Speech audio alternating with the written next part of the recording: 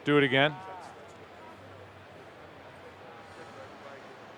Hi, Gary.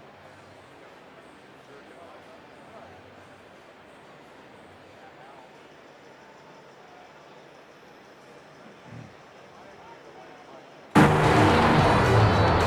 American League Championship Series continues tonight on Fox. It's game number 2. White Sox fans will file in and hope that their White Sox can even this series. Mark Burley, Jared Washburn. This is one of 2 games tonight. NLCS begins. And for more on game number 1, let's go to St. Louis and Tom Brenneman.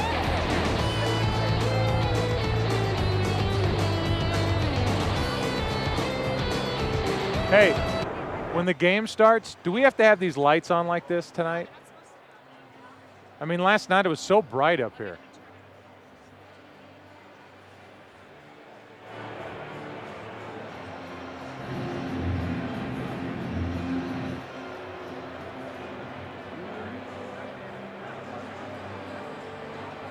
You've never been so happy to see him in your whole life. You're hoping not to do it live.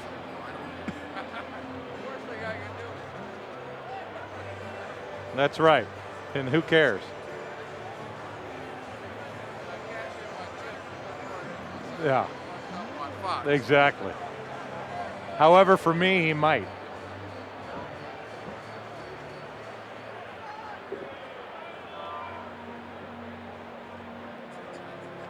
Where?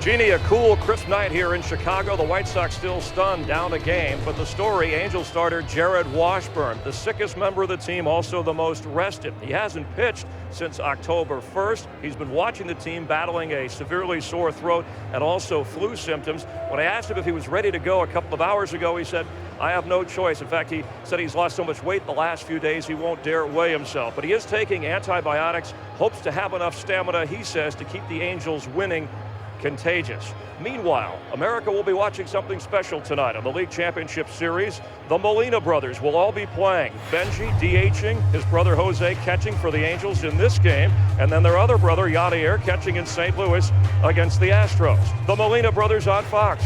Could be a hit series. Let's check in now in St. Louis with Kenny Albert.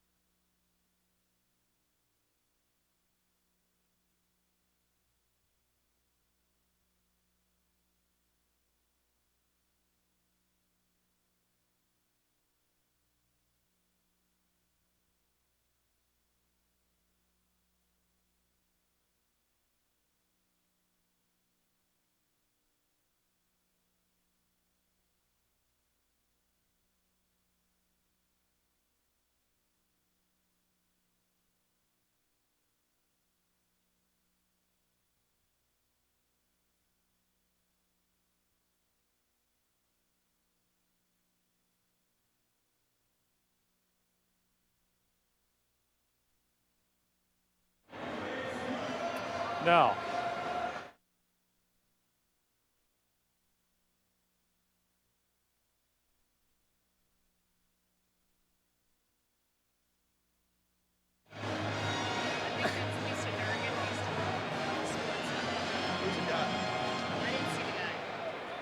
Oh my God.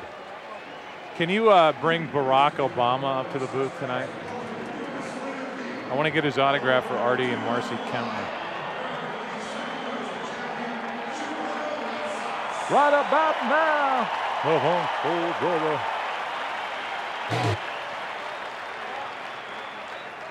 Yes? How is old Artie? The Dick Stockton 2-week stretch. I know. I heard Troy is going to St. Louis tonight for the game. Yeah.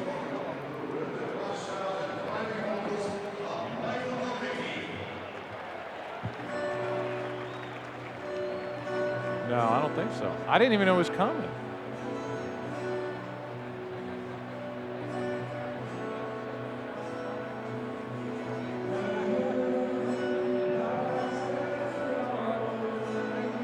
What's he singing?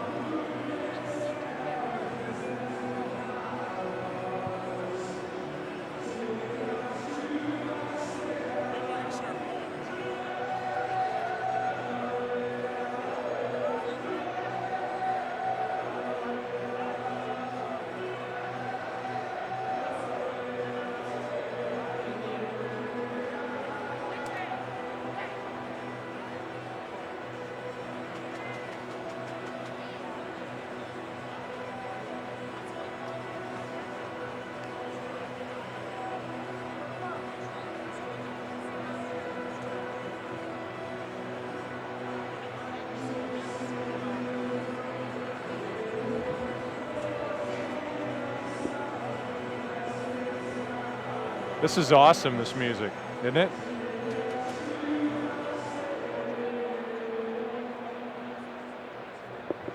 Did somebody, did this guy owed some money by somebody or what?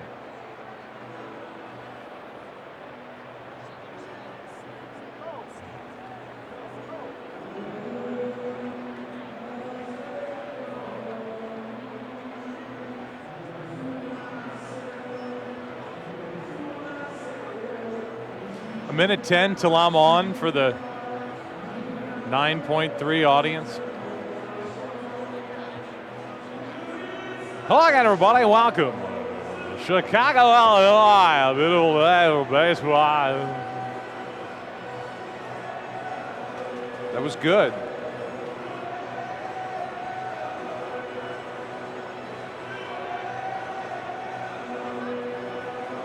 Yeah.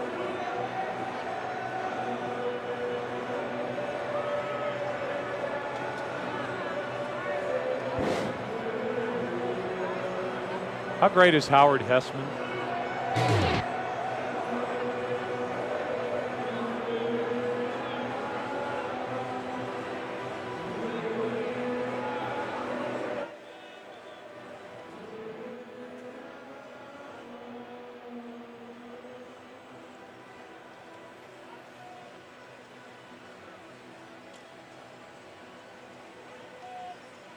This guy's going off. I'm on. Everybody quiet.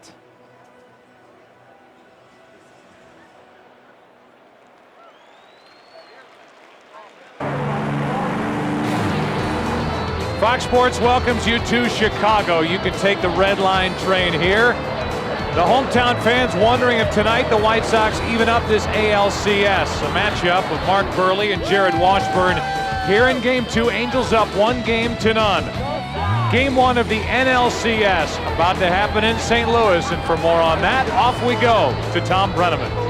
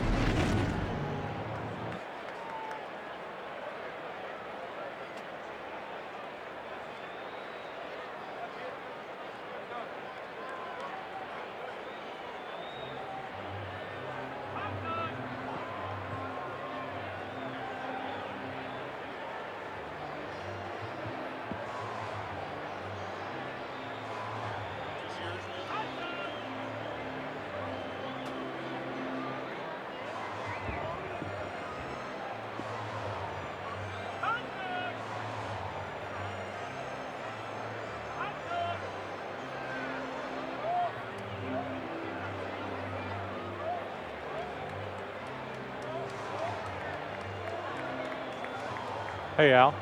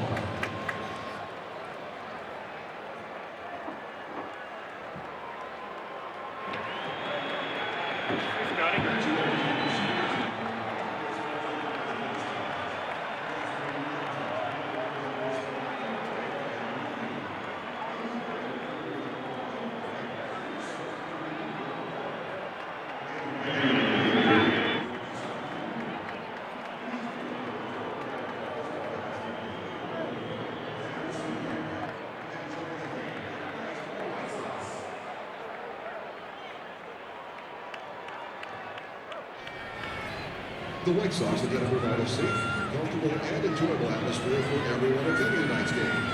Please respect the fans around you. For your safety, please take a moment to familiarize yourself with the location of your station. And signs will be directed to the numbers on our exit.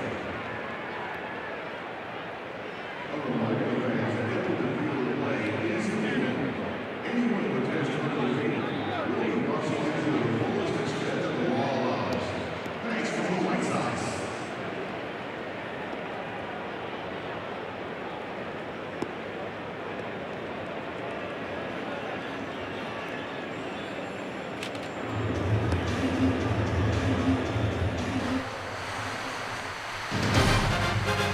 The fans of the White Sox around Chicago wondering if tonight the White Sox can find a way to get a victory against the Los Angeles Angels of Anaheim.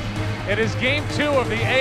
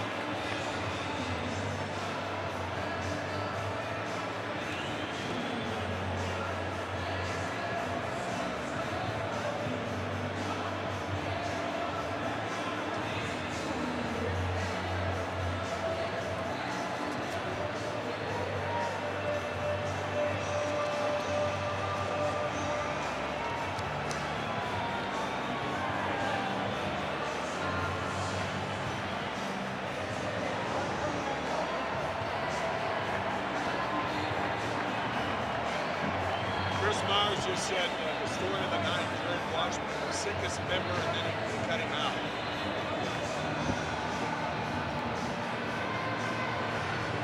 And now they're getting nice and stretched. Yeah. Don't surprise us, Pete, with any no Washburn starter. You know what's amazing? He pitched against us.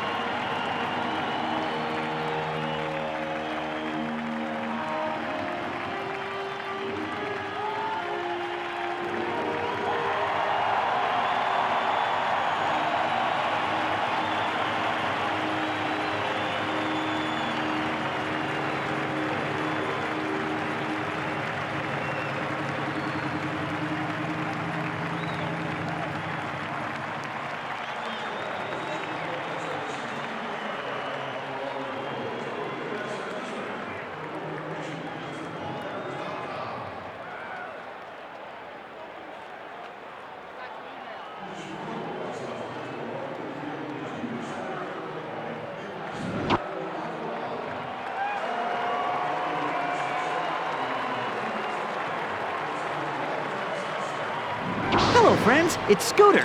A changeup is just another word for a slow ball. While the batter is looking for a real fast pitch, the pitcher throws me really, really slow.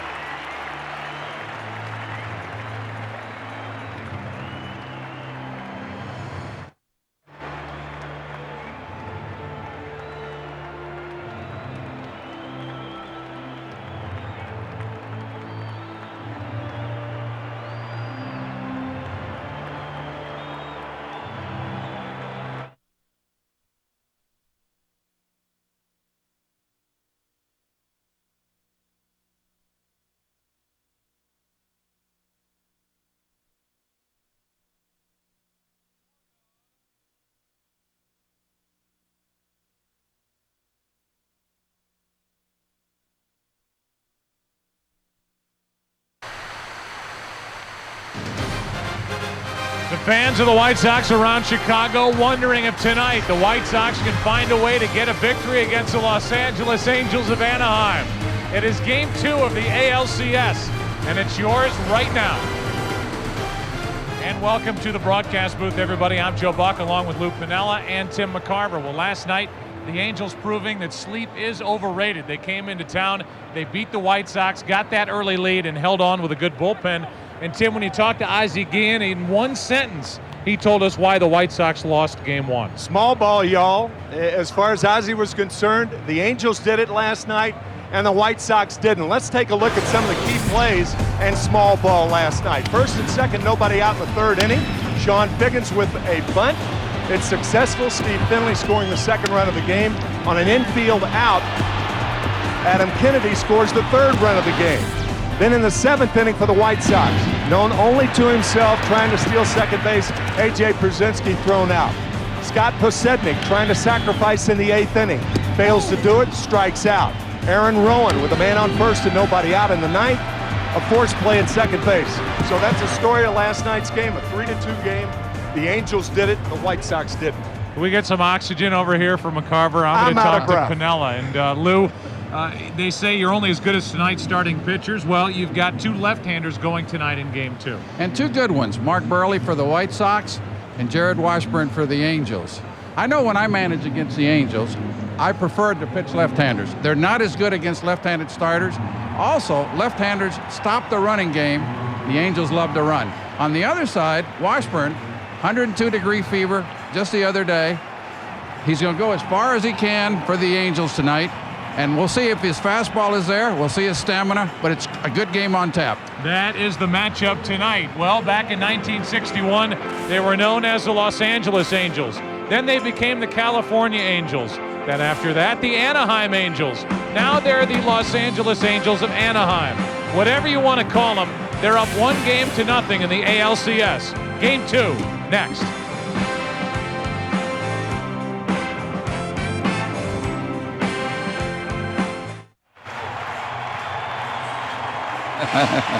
Why does my mic sound so nasally? 1, 2, 1, 2.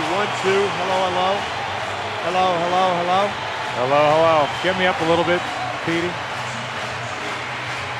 Thank you, Pete. I love you, Pete Saltins. You're a prince. You're a heck of a guy, Pete Saltins. What an audio man, Pete Saltins.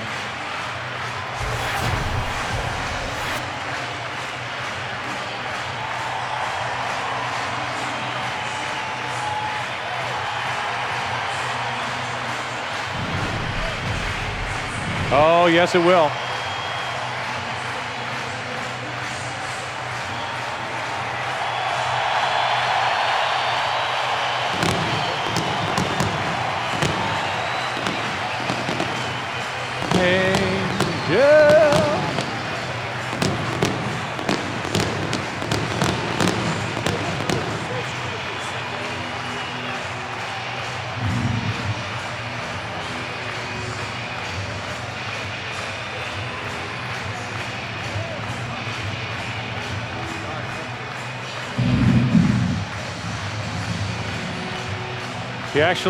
He actually fractured a bone in his neck when he did that.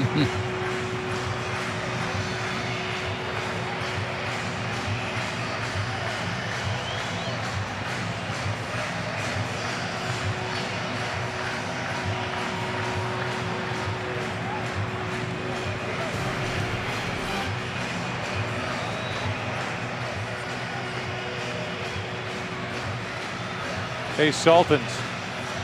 Let Dave keep that for you. Here, Dave, keep that for Luke. That way you don't have to worry about it.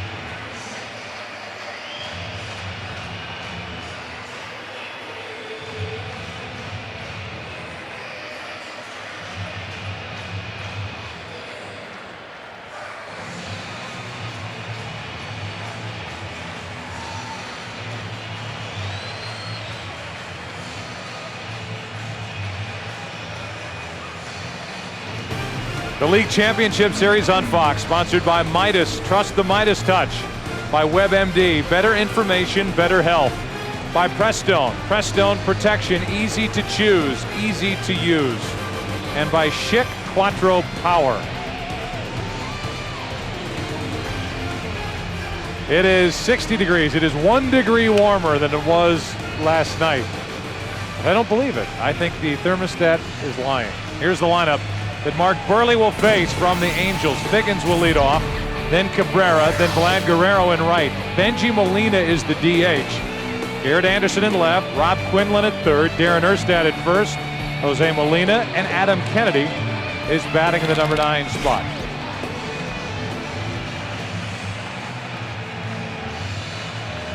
Baseball fans, we ask you to grab a cold, fresh Budweiser. It's game time. And Mark Burley was a 16-game winner during the regular season.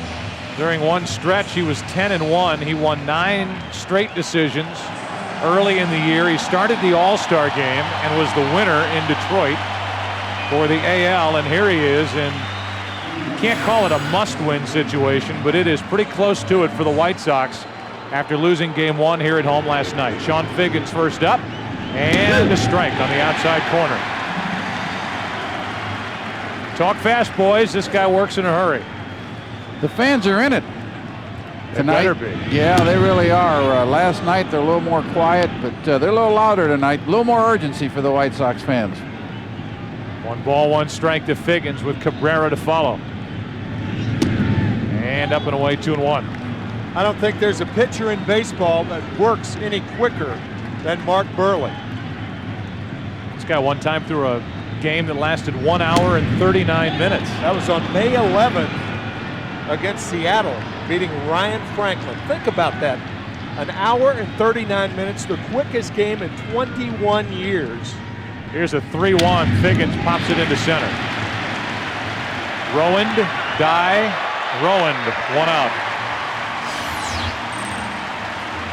Lou, I'm not going to mention any names, but there are some organizations that you worked for a while ago in your life as Mark Burley gets pumped up by Don Cooper as pitching coach. It would be mad at a starting pitcher who lasted only 1 hour and 39 minutes for 9 innings because they didn't get to sell enough concessions. Well, I'll tell you what, Burley throws strikes. He's not overpowering, so the hitters see the ball good. And when he's on his game, he's ahead in the count, and he throws a lot of ground ball out. So, but I agree with you. You don't sell many concessions in 1 hour and 40 minutes. You want to name any names? Well, no, we'll leave it alone. Here's the 0-1, a check swing. They do not appeal. It's 1 ball, 1 strike. He sure wouldn't make the St. Louis Cardinals very happy. With 1 out and nobody on, it's Cabrera, who last night was 1 for 4. Knocked home a run. Hits one back to Burley, who grew up a St. Louis Cardinals fan. 2 out. Take a look at how the White Sox cover the field. And it is brought to you by State Farm. No change from last night. Ozzie Guillen said, why would we change? We've been doing it the same way all year, and that's really the danger in getting into the postseason. You start trying to do things you didn't do all season. Creedy and Uribe on the left side, Iguchi and Konerko on the right side. On the infield behind Burley, and Uribe to his left. Off a knee, throws out to end the inning. I don't know if Uribe was set when Burley brought the ball to the plate. He knocked it down, and from a knee, throws out Guerrero with Konerko, a good pickup on the other end. No score after a half.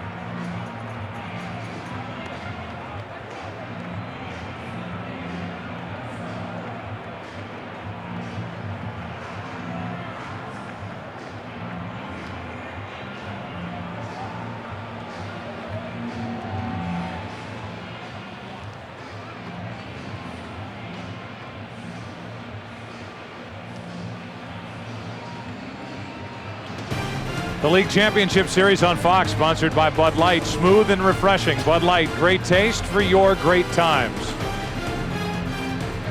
Take a look at the lineup to be faced by Jared Washburn. It's Podsednik leading off. Tateguchi batting second. Jermaine Dye in right. Konerko, Everett the DH. Aaron Rowand is batting sixth. A.J. Pierzynski, Joe Creedy, who homered last night, and Juan Uribe is the shortstop batting ninth. What are the Angels going to get out of Jared Washburn? We don't know. They don't know. Jared doesn't know as he hits with strike one. I think he'll let us know fairly quick, Joe. Had strep throat over the weekend. Jumped on it early. It's something that's bothered him every year of his adult life. He gets it once a year, and he said it's bad enough this time that if this were May, he would not be out there pitching. But it's the ALCS. His team needs him, and he's still 0-2 on Podsednik.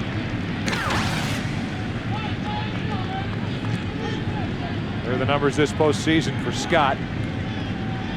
Running has tapered off a bit. The regular season stole 59. 0-2 from Washburn. Good pick. And a high throw. Podsednik will end up at second base. E1.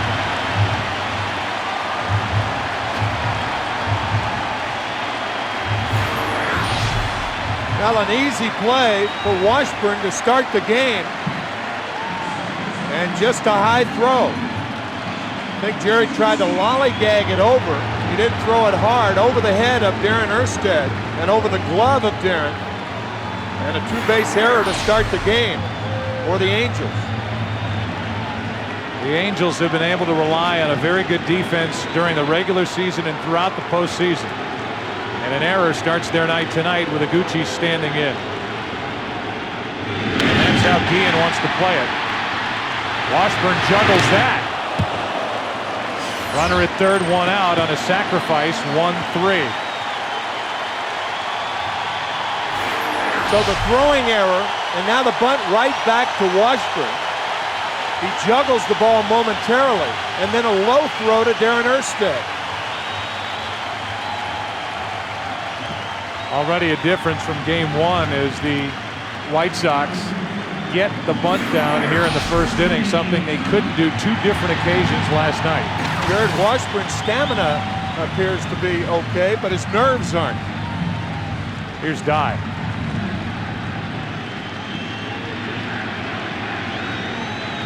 White Sox trying to take a first inning lead. Strike one, good pitch inside corner. Scouting report on Jared Washburn, the key right there. How is his stamina?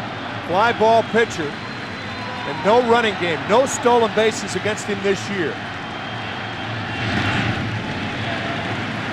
As we've been telling you last night and throughout our pregame show, if you're watching this game on Fox, the NLCS Game 1, Houston, St. Louis, can be found on FX. With the infield back here, Dye's job is just to put the ball in play and get a run in. And now Washburn has him set up at a ball and two strikes. Washburn struck out 94 batters during the regular season in just over 177 innings.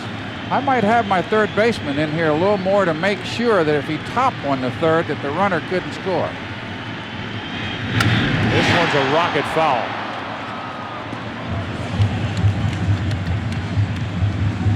Rob Quinlan, the third baseman tonight, about even with the bag.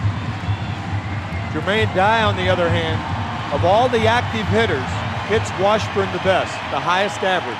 447 in his career. That's the best among any active player across baseball. Pretty good swing, still 1-2. Jared Washburn, 31 years old, from La Crosse, Wisconsin, making his 7th career postseason start, and he is a free agent to be. During the celebration the other night in Anaheim, he was quarantined from his teammates so that they didn't get sick. There's a run. White Sox score first tonight, 1-0 Chicago.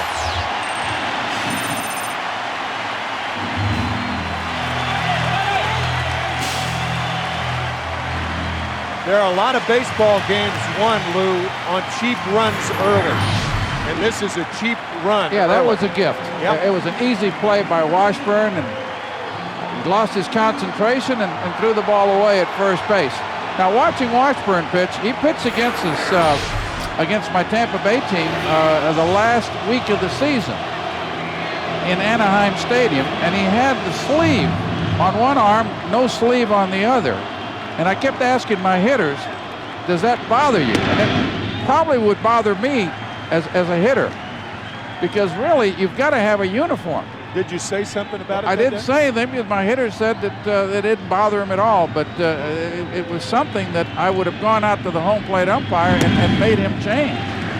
2 sleeves or no sleeve, but you can't pitch with one sleeve and the other one no sleeve at all. 2-0 is the count on Konerko, who last night 0 for 4. That's in at the knees. And typically, if you're going to have a little gamesmanship, you got a guy out there that's not feeling great. If you want to play with the head of Jared Washburn, make him change and take that sleeve off. Things like that are done all the time. Here's a 2-1 pitch. Base hit.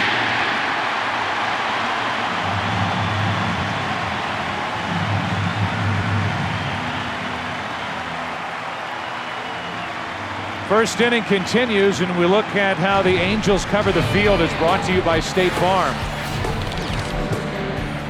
They've got Garrett Anderson in left, Sean Figgins in center, Vlad Guerrero in right with that great arm, Quinlan at third, Cabrera at short, Kennedy at second, Erstad at first, and Jose Molina does the catching. And he caught about half the time this season for Jared Washburn. Everett out in front, pops it foul down the left side, and that is out of play, strike one. You should have seen the look on the faces of the Molina brothers when they came into the clubhouse today, when they looked at the lineup card and saw that both their names were on it. Glowing. Benji, big brother Benji, looked at Jose, who's doing the catching, and he had a grin on his face from ear to ear. They gave each other a high five and said, let's go get him. And then we've got the other Molina with the St. Louis Cardinals. You've got 3 of them playing tonight. Yadier. Here's a chopper to short. Cabrera ends the inning. He is a good shortstop. Made only 7 errors during the regular season. Little small ball, but that started thanks to an error by Washburn. 2-base error, a bunt, a ground out. 1-0 Sox after 1.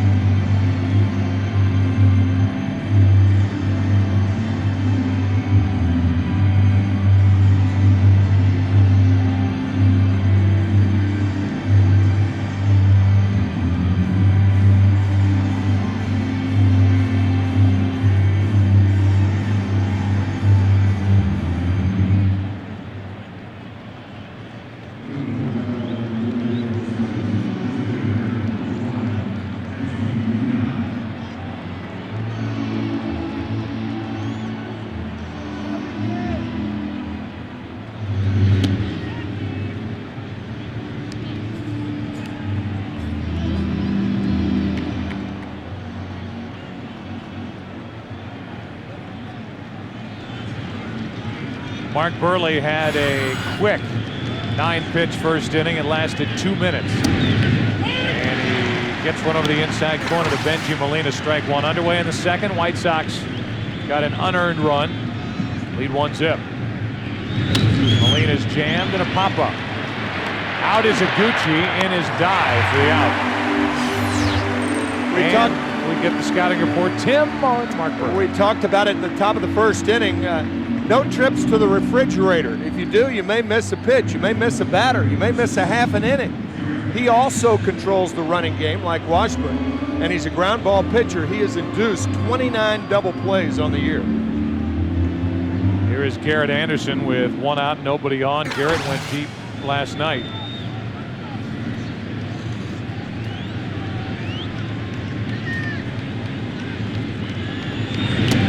Strike one. Biggest pitch in any count, strike one. And Burley is among the best at doing that. Good breaking ball, has him flinching. It's 0-2.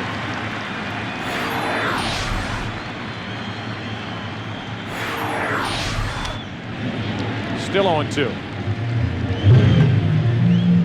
When you manage against a guy like Burley, Lou, do you ever talk to hitters about stepping out and trying to break a rhythm that he gets into? That's a good point. We do talk to him about taking their time in the batter's box and breaking up his routine, breaking up his rhythm. Because once he gets into that rhythm, he wants to get the ball and throw it. And he gets sharp. He can go through 3 or 4 innings really quick. This was a foul tip that, according to the home plate umpire, Doug Eddings, hit the ground before Pierzynski caught it. And so the at-bat will continue. It is no strikeout. And I think Eddings got the call right. That was an outstanding call and a tough call for the home plate umpire. Just hits the ground before Pierzynski caught it. That's a tough call for the home plate umpire because he's looking over the catcher. Usually that call's made by the third base umpire. He's got a good clear view. Yeah. Count stays 0-2. Ed Rapuano is the third base umpire tonight.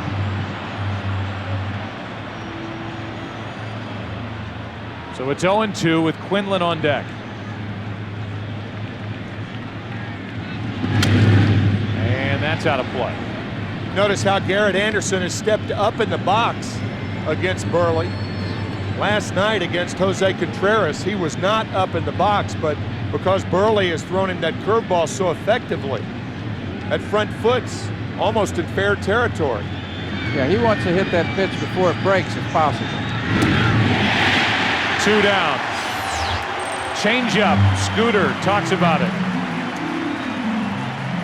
Hello, friends. It's Scooter. A changeup is just another word for a slow ball. While the batter is looking for a real fast pitch, the pitcher throws me really, really slow. Don Cooper, the pitching coach, saying that Burley, the name of his changeup is the Claw. Sounds horrible, doesn't it? The Claw. St. Louis jumps out 2-0 on a 2-run home run by who else? The new Reggie, Mr. October Pinella. That's Reggie Sanders. He hit a home run. Boy, what a year he's had. And he does hit very well in postseason. Quinlan lays off. 6 batters, Tim, faced by Burley tonight. Pitch one has been strike one every time. Biggest pitch in any count, and as we said, Burley, a master at that.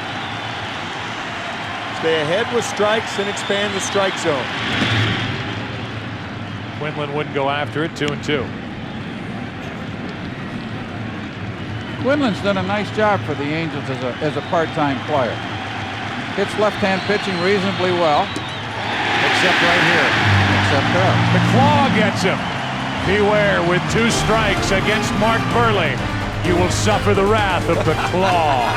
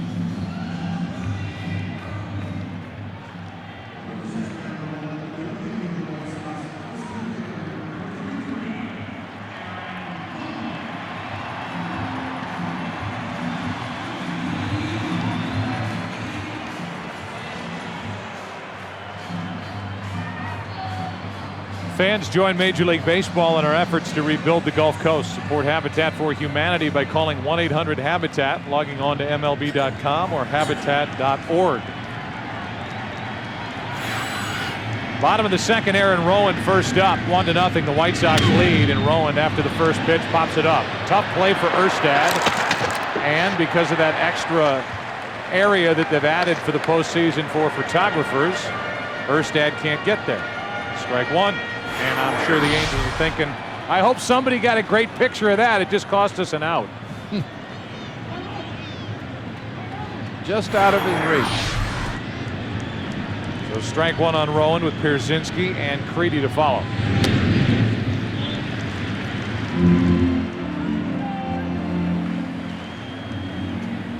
Rowan last night 0 for 3.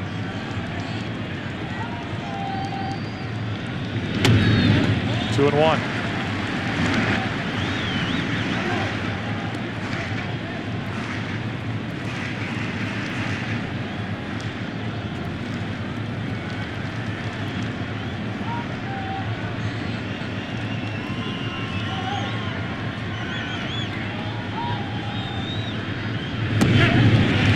Low, 3 balls and a strike. Good hitting situation for a man who has a career average of 300 against left-handed batters. I beg your pardon, left-handed pitchers.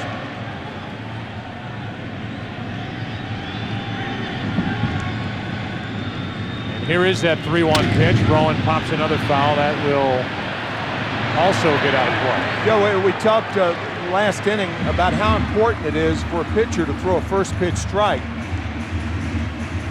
Conversely, it's very important for hitters to get themselves in 2-0, 2-1, and 3-1 counts so they can get a predictable pitch. Yeah, the batting average against is tremendous when you look at the numbers. Yep. One thing about Washburn, you notice these right-hand hitters. That ball's into the corner, short hops the wall, and Rowan has 2. Gonna try for 3 and make it. Now the throw gets away. Rowan coming to the plate. Quinlan's throw home. Out for the first out of the inning. Not a good play. Nope. No outs.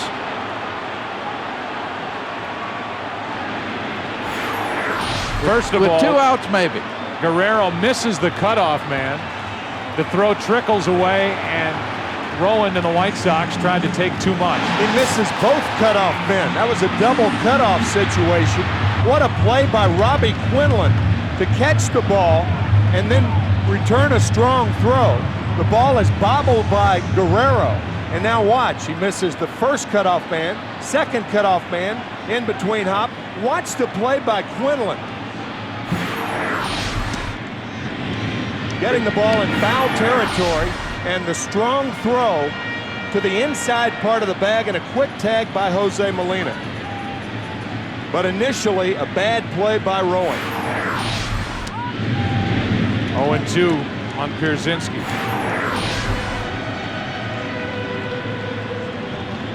It's a baseball adage that you don't make the first out at third base. That doubles when you try to make the first out, or once you make the first out at home plate. That's much worse. All that happened because Guerrero missed 2 cutoff men. Yeah, right. Bobbled the ball, missed 2 cutoff men, and it took a play by Quinlan. Angels basically make the mistake and the White Sox pay for it. It's a double E9 on Guerrero, and the out 5-2 at the end with Quinlan throwing to Jose Molina for the play at the plate. Pierzynski strikes out. Now Creedy takes a ball. That was a play. Had Rowan scored, it could have been 2 errors on the play. The bobble by Guerrero, and then the overthrow by Guerrero. One going to third, the other coming home. But a fine, fine play by Robbie Quinlan. 2-0 on Creedy.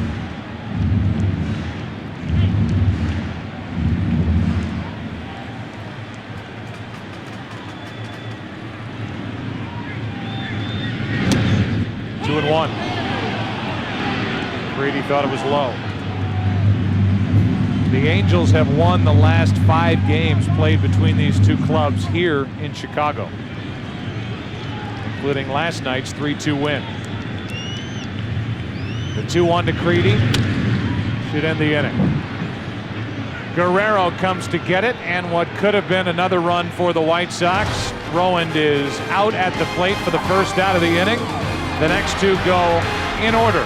After two, game 2, 1-0, Chicago.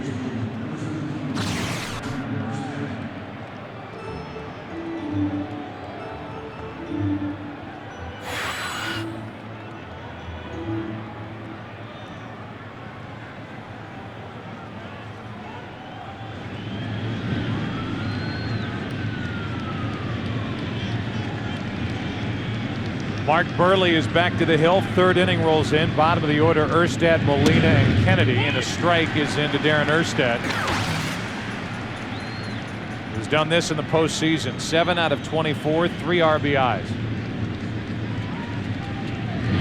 He grounds one to the second baseman, Iguchi. One away. We're talking about that changeup of Mark Burley and kidding about it, but that's what he calls it, the claw, because he wraps all 4 fingers and the thumb around that pitch, and the hitter swings at it like it were a fastball. He's got good motion with it, too. Very good motion. So 1 out now, bases empty, and Jose Molina is 1 for 1 this postseason. Stands in. And he grounds to short. Uribe is too flashy and he throws it away. Uribe had all day. He was nonchalant picking it up, and he throws it over the head of his first baseman Canerco for an error. Before last night's game, Ozzie Guillen was talking about this style of Juan Uribe. Ozzie Smith didn't have that style with the Cardinals all those years. But it is a flashy style. He doesn't necessarily get in front of the ball. He kind of scoops from left to right. You know, with Molina running, he had all day to get that ball over there. Right. Both Molinas are slow runners. So now it's 1 on, 1 out, and Adam Kennedy tries to bunt his way on and fouls it.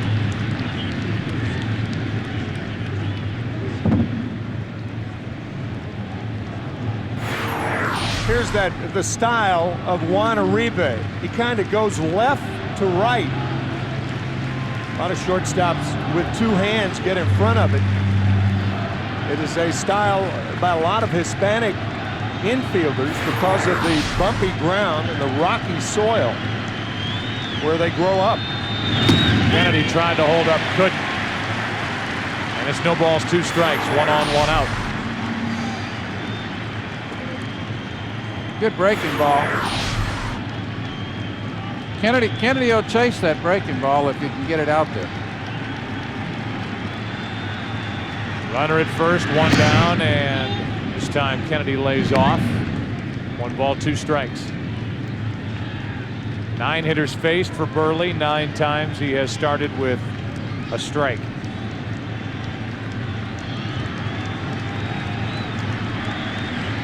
A winner in Game 2 of the divisional series against the Red Sox. Kennedy tried to hold up. He does, and it's 2-2. That was one of those situations where it looked like his arms went through the strike zone, but not the bat. He held up. Good call.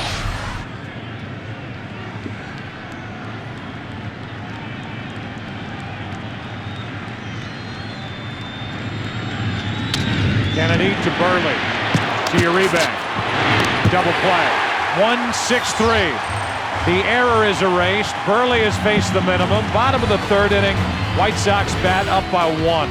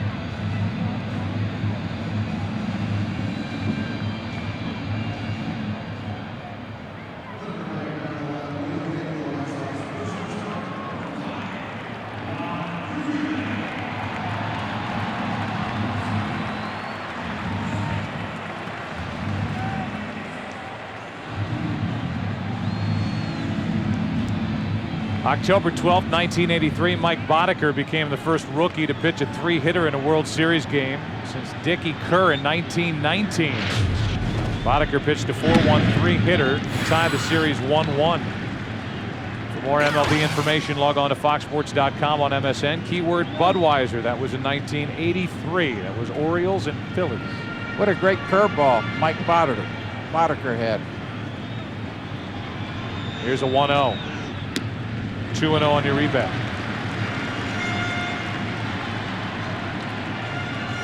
Uribe, Ponsednik, and then Iguchi. 9-1-2 for the White Sox. Down in the series, up in Game 2. 2-1.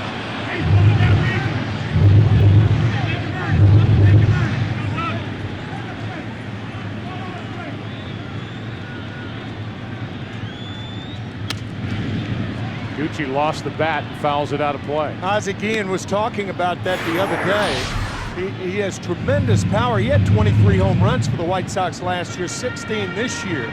But he doesn't have a consistent fluid swing. His swing changes from game to game. Not only that, Tim, but he chases. He doesn't know the strike zone quite well yet.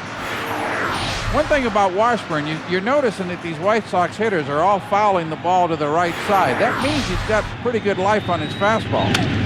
That was off the end of the bat, and Cabrera charges and makes the play. Uribe is gone, and we go down to field level and check in with Chris Myers. Joe, when I talked to Jared Washburn before the game, he was confident but not comfortable. He'll be watched closely not only by the Angels pitching coach, but by their medical staff. As the innings wear on, they're concerned about his energy level. And the energy level here at the dugout level, very different than last night. The Angels a little bit uncertain. The White Sox more talkative, more loose. Right now, they have the emotional edge. They also have a 1-0 lead. Here's Podsednik, and there's a ball low. Podsednik checked his swing. Well, as you know, after the Yankees and Angels game on Sunday night, both teams flew back to Southern California. Washburn stayed in New York because of his fever and his strep throat, and then took a commercial flight the next day. Good news for his Angels teammates. Bad news for anybody who was on that commercial flight with him. They were all exposed to strep throat. Thanks a lot, Jared Washburn. Somebody got upgraded into first class, and now they have strep throat. Lowest ERA on the road during the regular season, and Washburn is on the list. Here's a 2-1. Podsednik is on with a 1-out single. Kevin Kennedy is at the controls with a game break.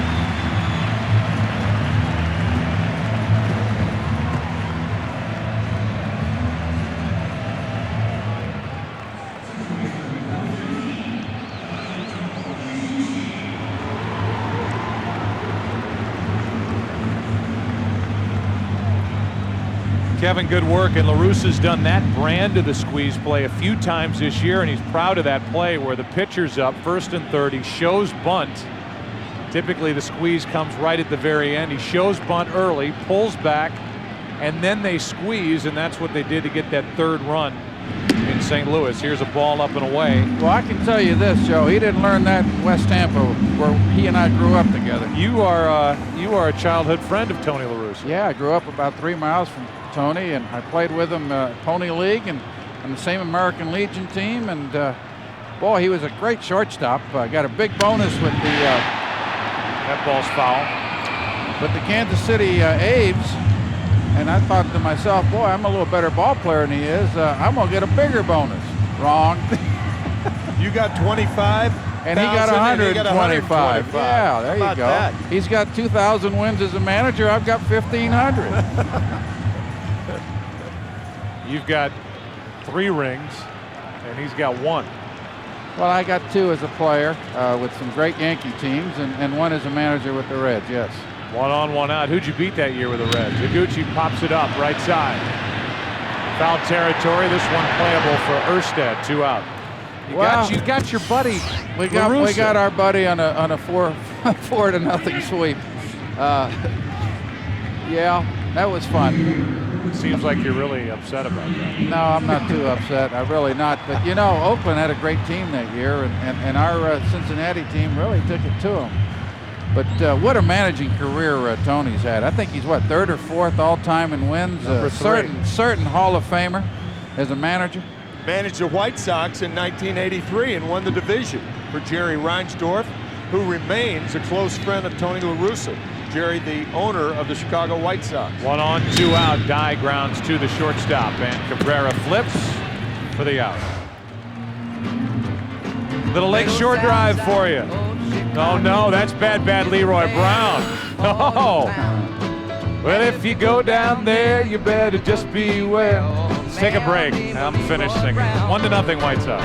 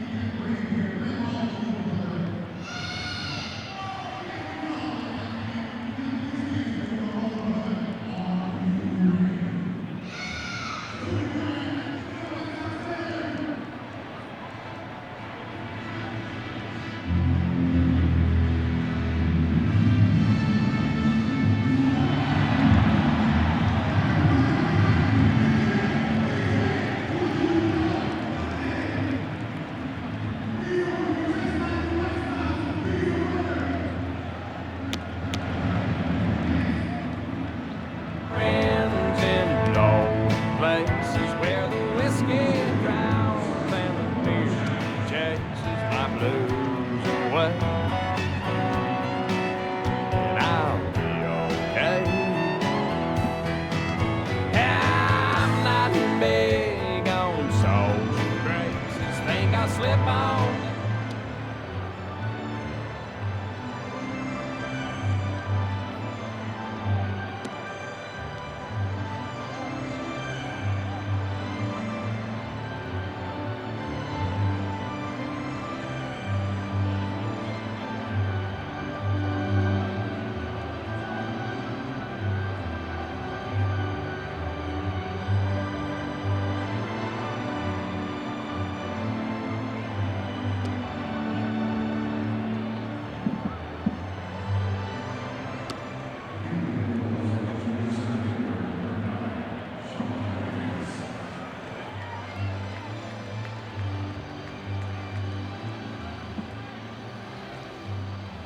The League Championship Series on Fox, sponsored by Verizon Wireless. It's the network.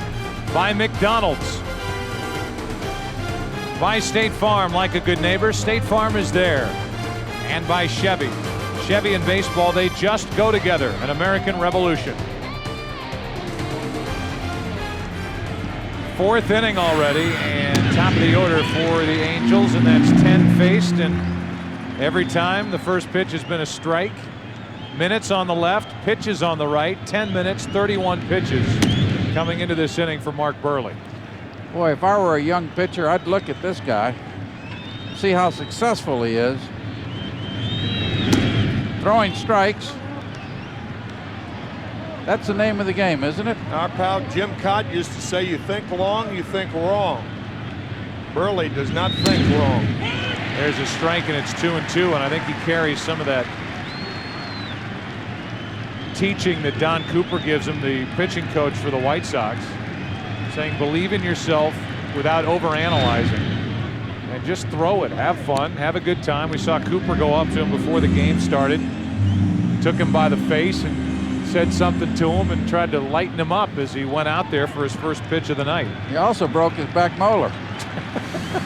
Here's a 3-2 up the middle, off Buehrle's glove, and that gets the out. 1-6-3 on the putout. Here's Buehrle on why he works fast.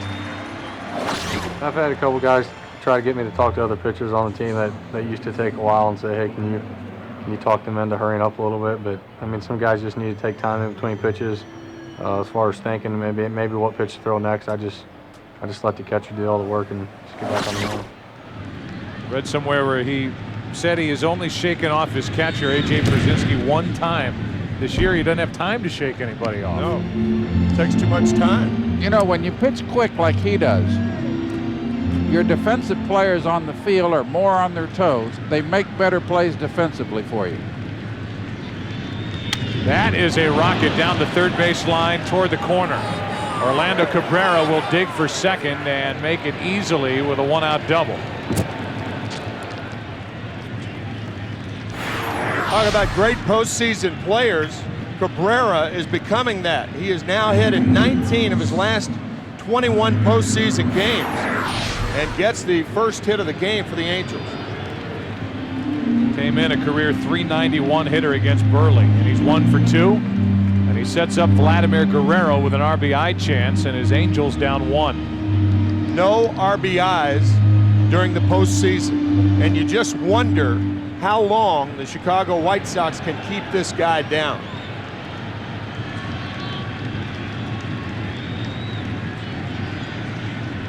Tying run at second, 1 out, top of the fourth inning. Tough pickup by Creedy, good play. 2 out. With first base open, a first pitch strike by Buehrle to Guerrero. Nice play by Creedy on the in-between hop. A big out for Buehrle. Yeah, with the left-hand hitter Anderson up next, I'd be a little careful with Molina. He's been swinging the bat awfully well here in postseason. First base is open. Benji Molina, probably been the most consistent hitter that the Angels have featured night after night. He is the DH for Mike Scioscia. Brother Jose catching. And Burley has done a good job of running the ball in on these right-handed hitters. Strike one. See Guerrero not able to get his arms extended, had to pull him in a bit on that ground ball to third, and the same for Molina there.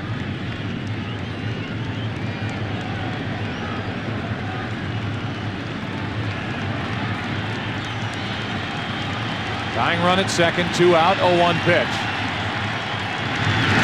And that one's so far inside, it drills Molina on the foot.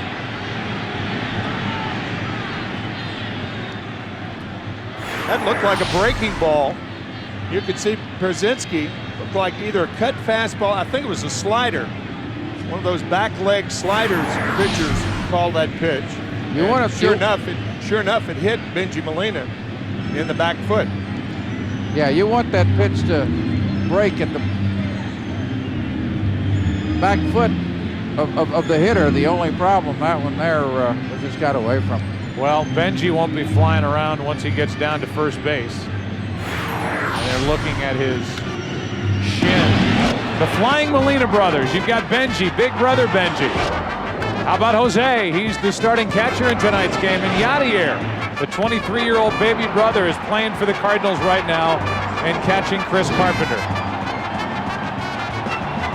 And those brothers also proud of one another, and they are the only trio of brothers to all play in the same postseason, and they've done it the last 2 years, and all three have appeared in the World Series. The sorest of the three brothers is Benji. Benji hit with a fastball by Tom Gordon of the Yankees in the left elbow, and now he gets hit by Burley in the right ankle. Man. He is tiptoeing away from first base. It's 2 on, 2 out for Garrett Anderson. Chance here for the Angels, down 1, strike 1. Anderson, as you mentioned last night, Tim, hangs in very well against left-handed pitching. A .320 hitter this year in the American League against left-handers. And in order to do that, you have to keep that front shoulder in. Once that leaves, you're dead. 0-1 the count, 2 on, 2 out. 1-0 White Sox, 4th inning, and there's a strike. It's 0-2.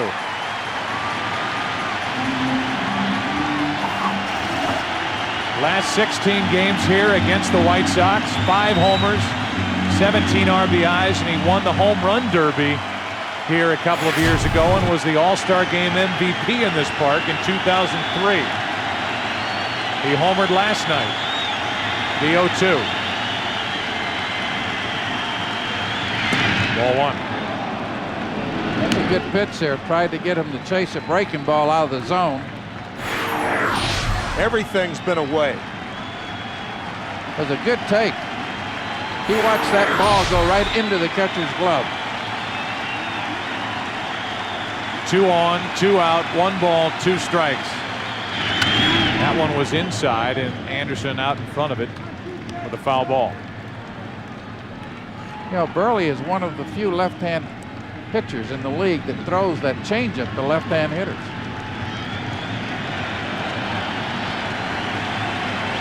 Molina is still gimping around over at first.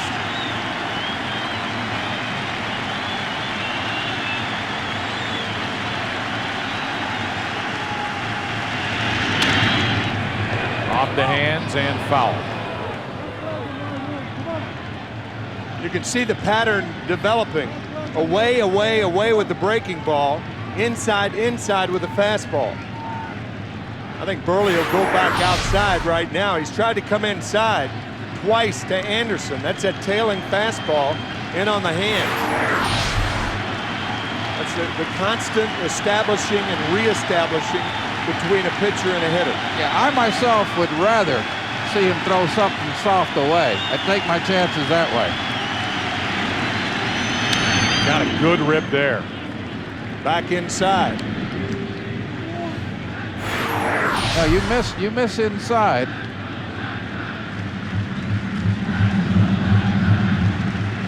Almost in fair territory with his right foot.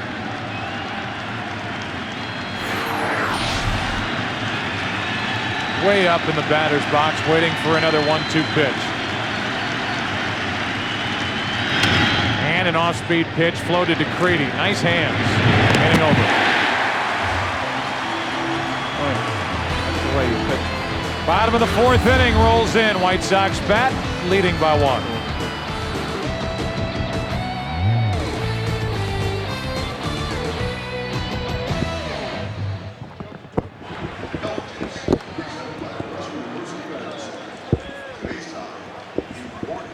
Ozzie, ready? Okay. Yes. Okay. Ozzie, how was the mood of your team when you guys showed up at the park today? Did they seem tense after losing last night's Game 1? No, not really. We've been through this before, and I think we just always show up the same way. We're not that smart. You just go show up and play. I don't believe that for a second. But because we went through before, and I think those guys just lose, and the only thing we can do is just go and play. We always say, forget about what happened last night, just get it today. Something that you talked about with us before the game was not trying to change things just because you're in the postseason. And Burley's doing his usual fast work and doing a good job of keeping these hitters off balance. I think when you try to do more stuff and you do in the playoff, you're going to make a lot of trouble. I think right now we got to stay in the same way, and we're seeing Burley the way Burley pitch. Ozzie, thanks for your time. All right, guys.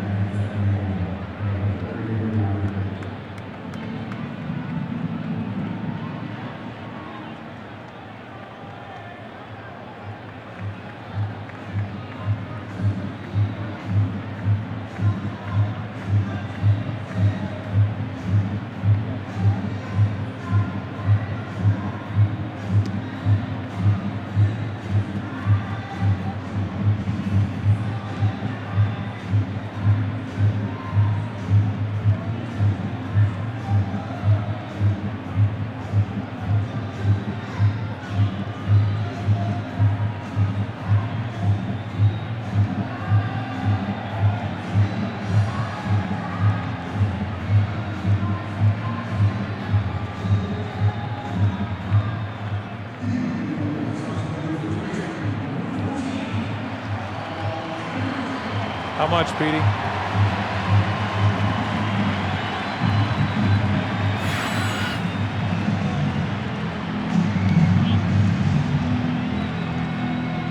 The early returns on Jared Washburn are good. The reason why the White Sox have their 1 run is because of his throwing error in the 1st inning. And an RBI groundout by Jermaine Dye.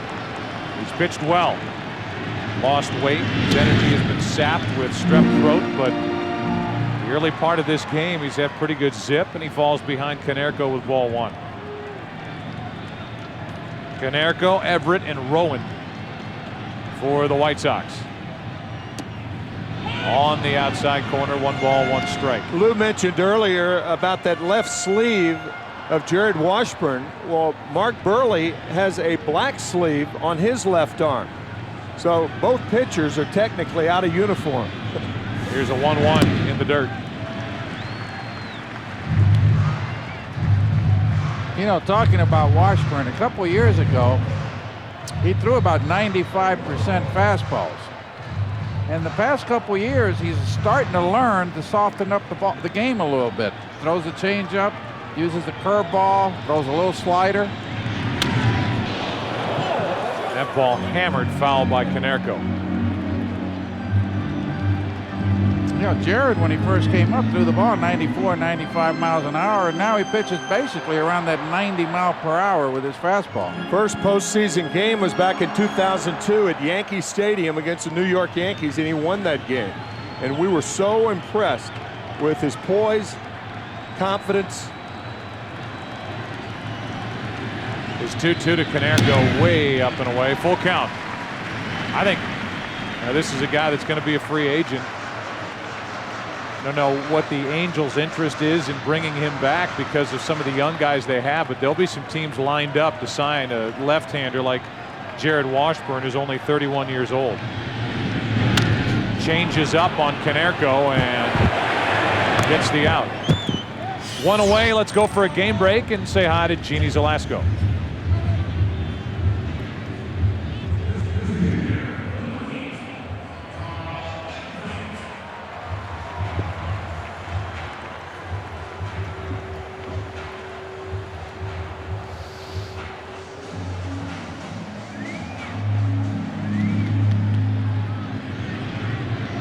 So 3-0 St. Louis, top of the 4th inning.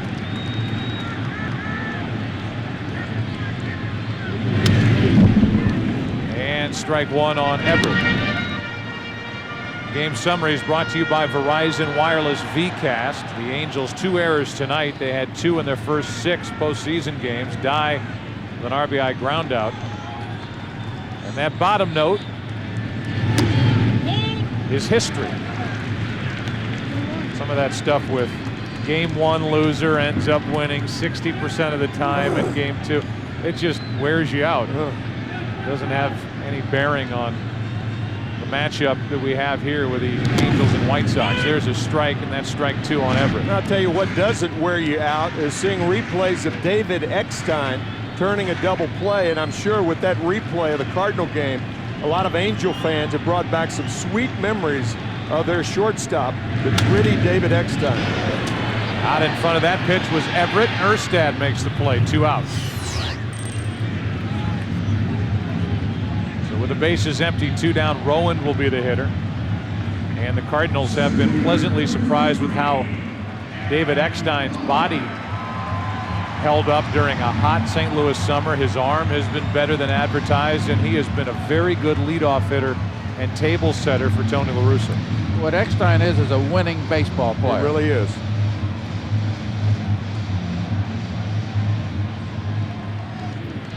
So with 2 out here and the base is empty, Aaron Rowan steps in and takes a strike. Aaron doubled down the right field line his first time up, went to third on an error, and then was thrown out for the first out of the second at the plate.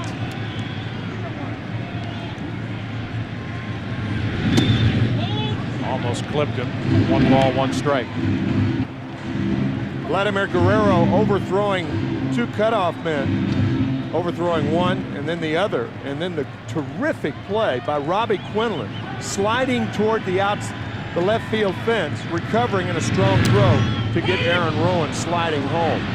That was, I'll tell you, that is a much tougher play than it appeared, because in order to corral the ball, he was sliding in foul territory, had to recover, throw the ball inside the line to Benji Molina.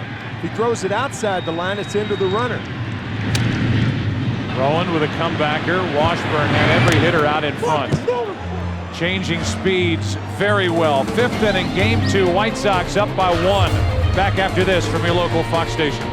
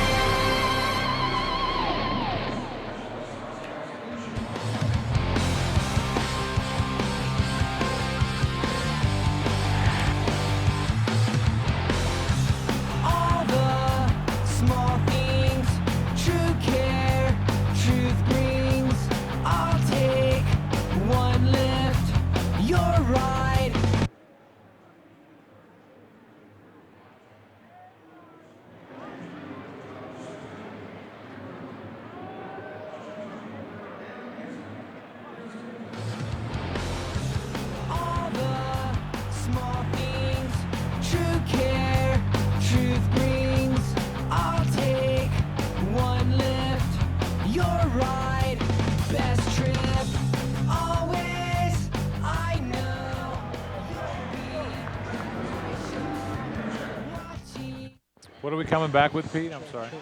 Check. Anaheim headset. 1, 2, 3, 4, 5. Check. Thank you.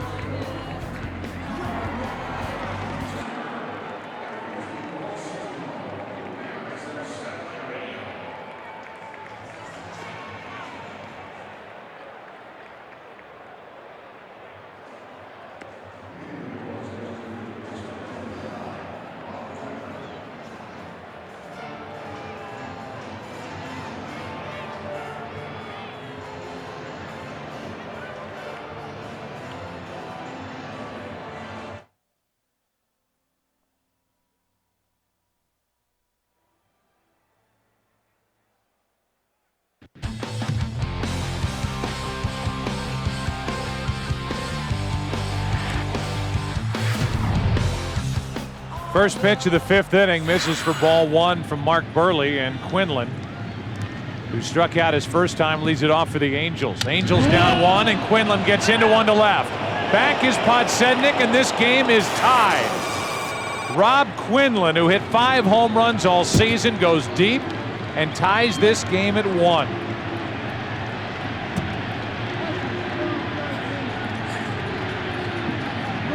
In there to bat against a left-hander, and he did not miss on that 1-0 pitch. First he saves a run, and now he gets a run.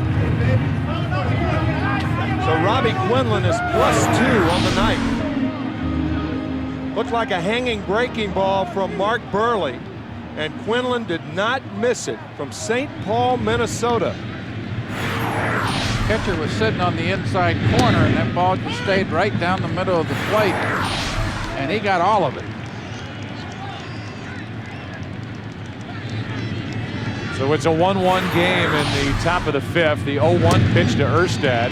Better deliveries here from Burley, and it's 0-2. Angels have 2 hits on the night, and both hits have come on 1-0 counts. The only 2 guys that Burley has fallen behind all night. Erstad, with nobody on or out, takes ball 1.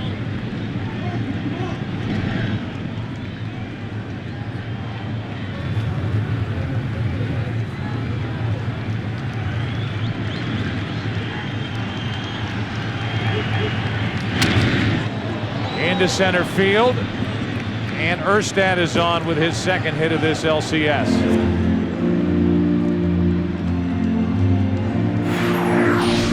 Again, a hanging breaking ball to Erstad. So the breaking ball that hung in the middle of the plate to Quinlan, and now Erstad stings Burley.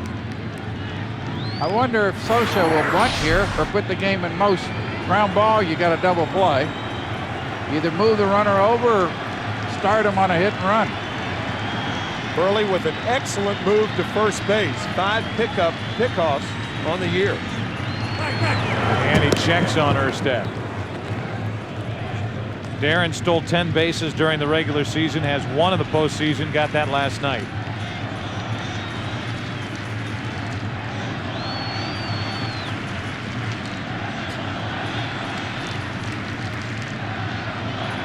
Go ahead run at first, nobody out for the Angels in the 5th, and there's the bunt attempt, and it's fouled. One thing that Sosha does do during the season, when you miss a bunt attempt like that, he changes the play to a hit and run. So we'll see what happens here.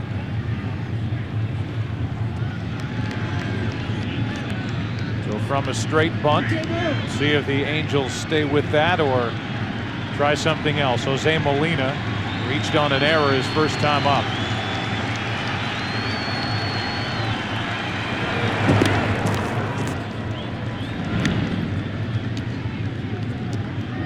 Mark Burley called for 2 balks on the season, and like most left-handers' moves, good moves to first base, that balk move, it's very, very tough to distinguish at. First base umpire usually calls that. And the bunt is a fair ball down to second for 1, on to first, safe. Pierzynski did all he could, got out in front of the plate in a hurry. They get the force out at second, but cannot turn 2. We have seen some dramatic takeout slides at second base. That ball hit foul initially, but look at Erstad with a takeout slide last night. And remember, Jose Molina cannot run fast. It's like Erstad just hooked him with his left foot. Outstanding takeout slide by Darren Erstad. It's a force out 2-6. On at first is Molina, and at the plate is Kennedy. Bounced into a 1-6-3 double play his first time. Strike 1. Now with a slow runner like Molina on first base, you can take a chance and not hold him on and cover your first base hold a little bit. Especially with a left-handed batter at the plate. Exactly.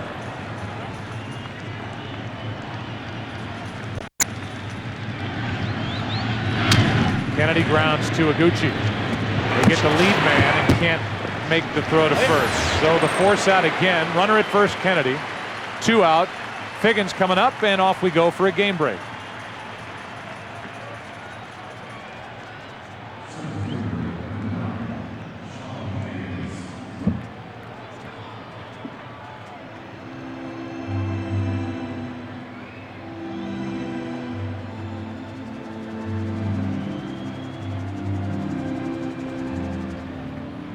Thank you, Jeannie. Here it's a 1-1 game, top of the 5th. Runner at first, Kennedy, and at the plate is Figgins, 0 for 2. Game 2 of this ALCS, and the Angels up 1-0. Strike 1. Joe, all the teams we played this past summer, I thought that the Cardinals were the most rounded baseball team in baseball. And defensively, they have picked up where they left off at the end of the regular season, turning a lot of double plays. Helping what is a pretty good pitching staff get a lot of outs. You know, they added 2 players right up the middle, Eckstein and Griswold. Yes.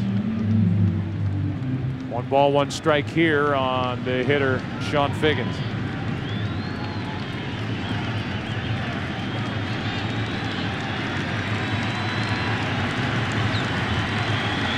Angels could run here. Burley checks on Kennedy.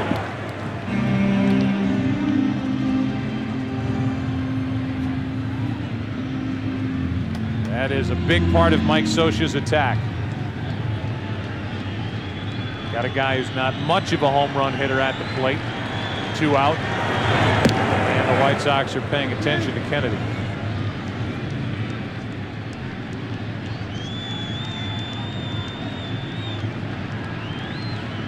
You know, Tim, the delayed steal is a good play against pitchers with good moves. He's not going to straight steal against him. You can see there, he was going back to first base. That is not a foul ball. They're calling that a live ball, and down to second is Kennedy as it got away from Pierzynski. That has got to be a pass ball. This ball's got to be handled. Almost looked like a cross-up. Or Pierzynski, I think what happened, he closed the glove too quickly.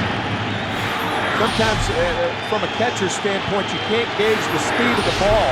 But watch Pierzynski close the glove prematurely. The crowd here thinks that was a foul ball. That's why they're reacting like this. It's a 1-2 pitch and a shot into right center field. Dye is on the move to end the inning. Figgins tried to plug the gap in right center field and put the Angels on top. Instead, Dye was there for Chicago. Halfway through game 2, the Angels have tied it. It's 1-1.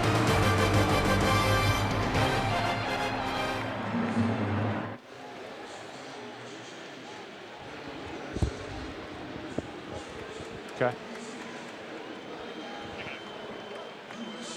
You can hold it.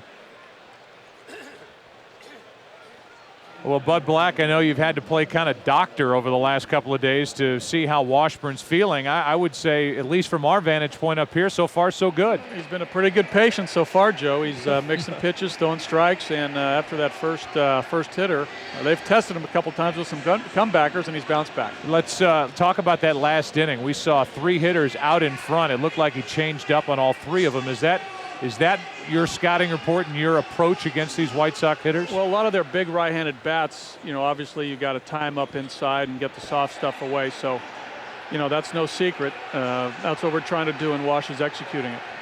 Thanks a lot, Bud. Okay, guys.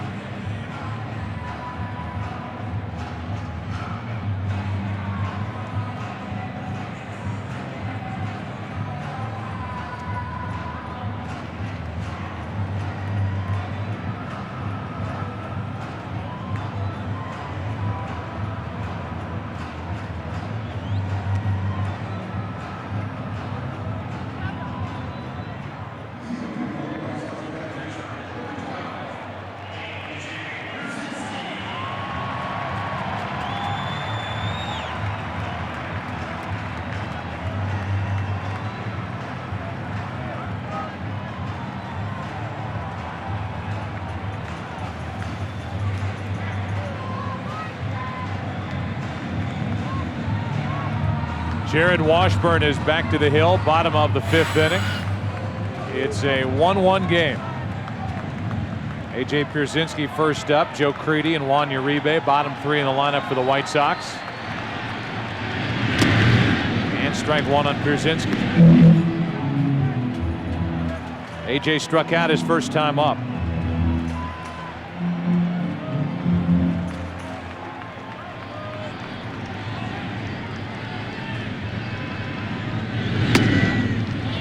One and one. You know, last inning we were talking about the great play that Quinlan made.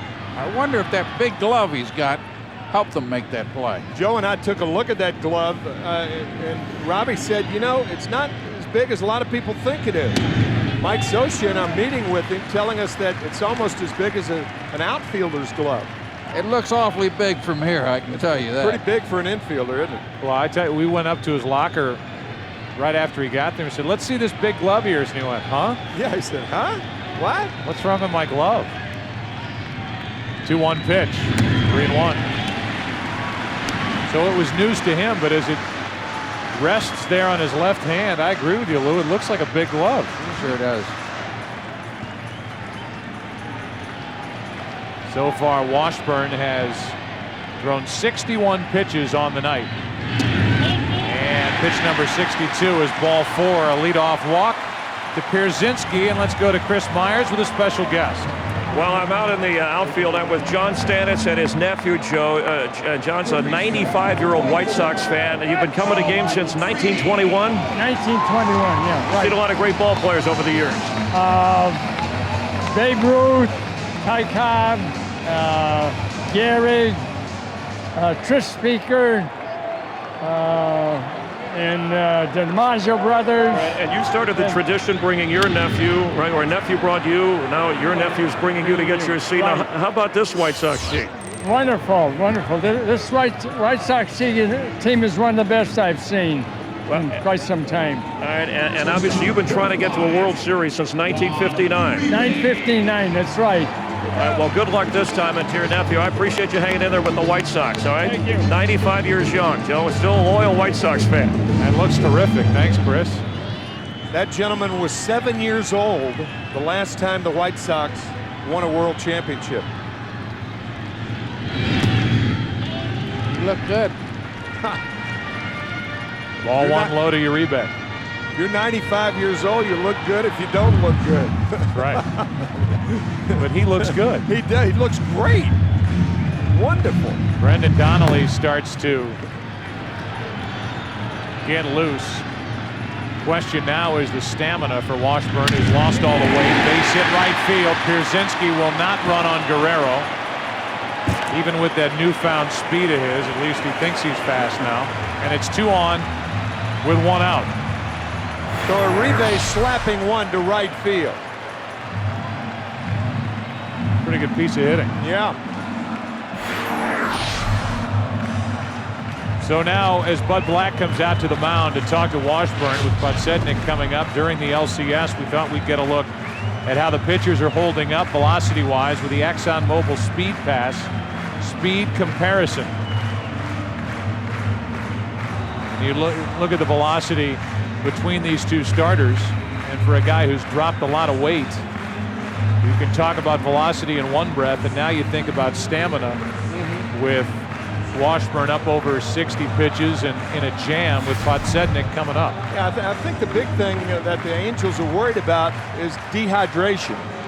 Trying to get enough fluids in. Of course, perspiring and working as hard as Jared has done tonight. That could be a problem. This might be his last hitter, too. Yep. With these right-hand hitters coming up, especially Dye and Konerko that hit Washburn so well.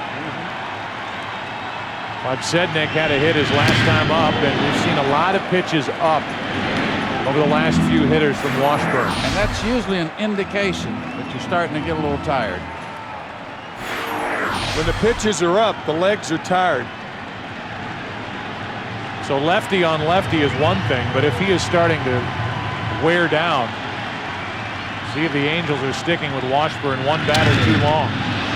Podsednik pops it up, left side. Quinlan is out of room. Donnelly is the one guy down there who's had his rest.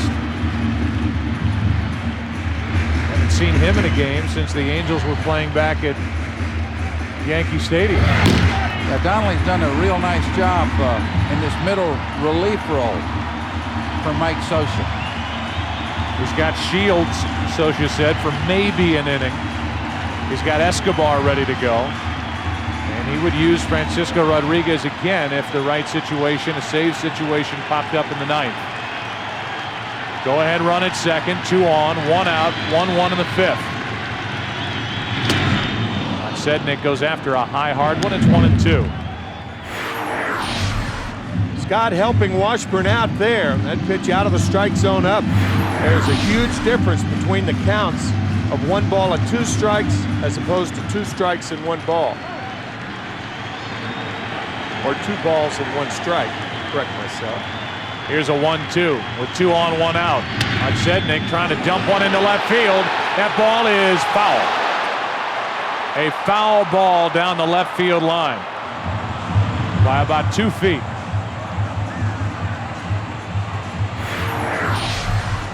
Off the end of the bat.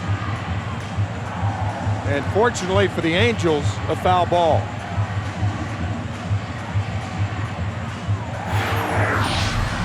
Cabrera with a little help for the left field umpire, Randy Marsh, just to make sure.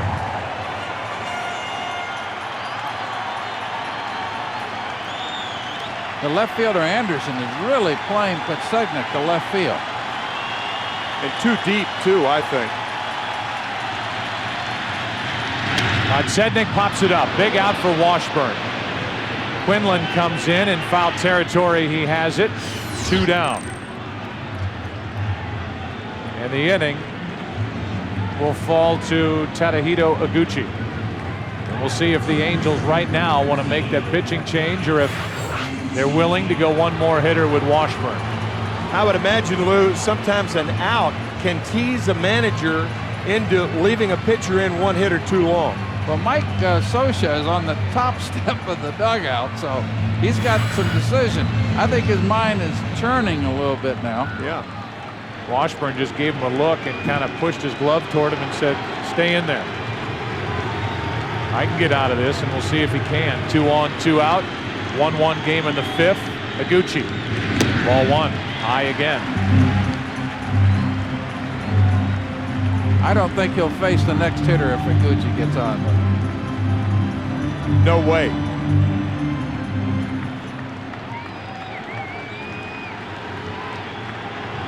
I'm surprised he's facing Iguchi. I am too.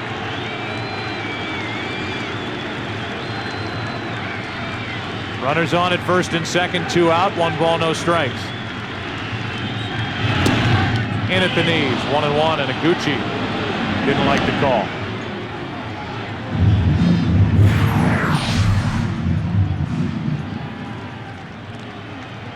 I can understand why. That pitch was low.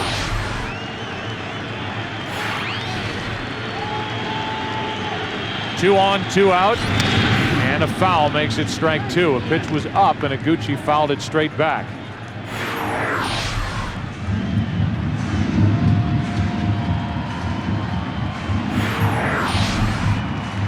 Iguchi's got that front foot up, almost leaning into the pitch as the ball is being delivered to him. And the 74th pitch of the night is about to be delivered from Washburn to Iguchi.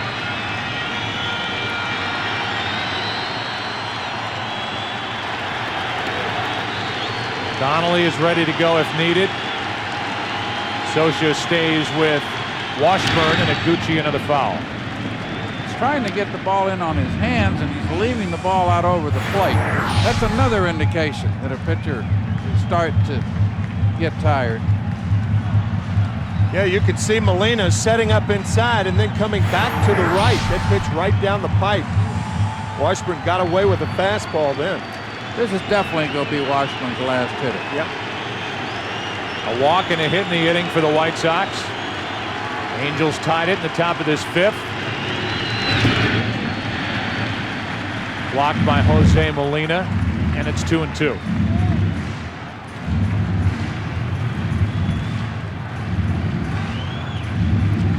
That 5th inning is a tough inning for a manager to make a pitching change. That's the inning that dictates whether you win a ball game. You've got to go 5 innings to win it. So usually this is the inning where the manager shows the most patience with the pitcher, trying to see if he can get through the inning and get him a win. On 2-2, Iguchi another foul, but it's another issue when A, it's in the postseason, and B, the guy's coming off strep throat with 102-degree fever. Good point, Joe. So the count's still 2-2 on Iguchi. Tadahito with 4 RBIs in this postseason. Tie game in the 5th.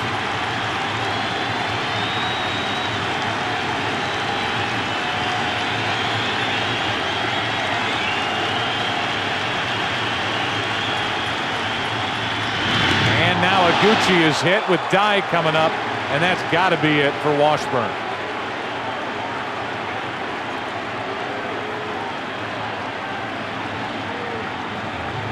Brendan Donnelly is coming in. Jermaine Dye is coming up. When we come back, bases loaded, 2 out. White Sox and Angels tied in the 5th.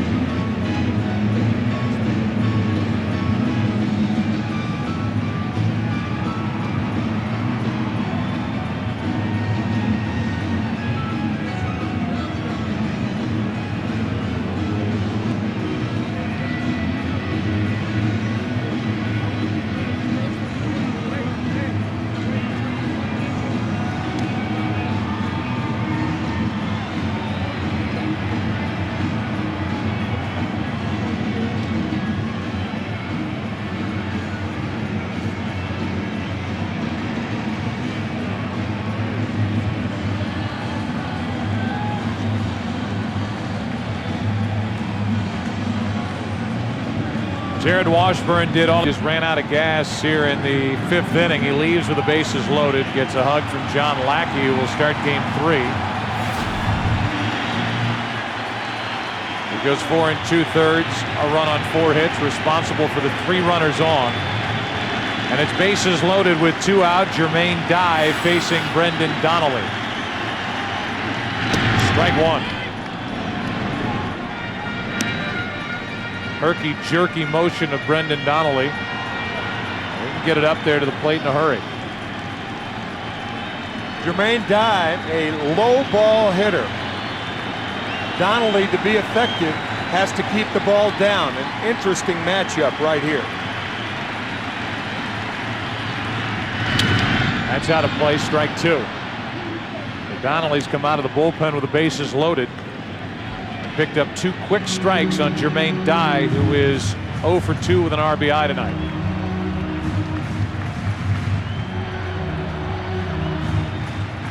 You know, at the end of a ball game, the closer gets credit for saving the game.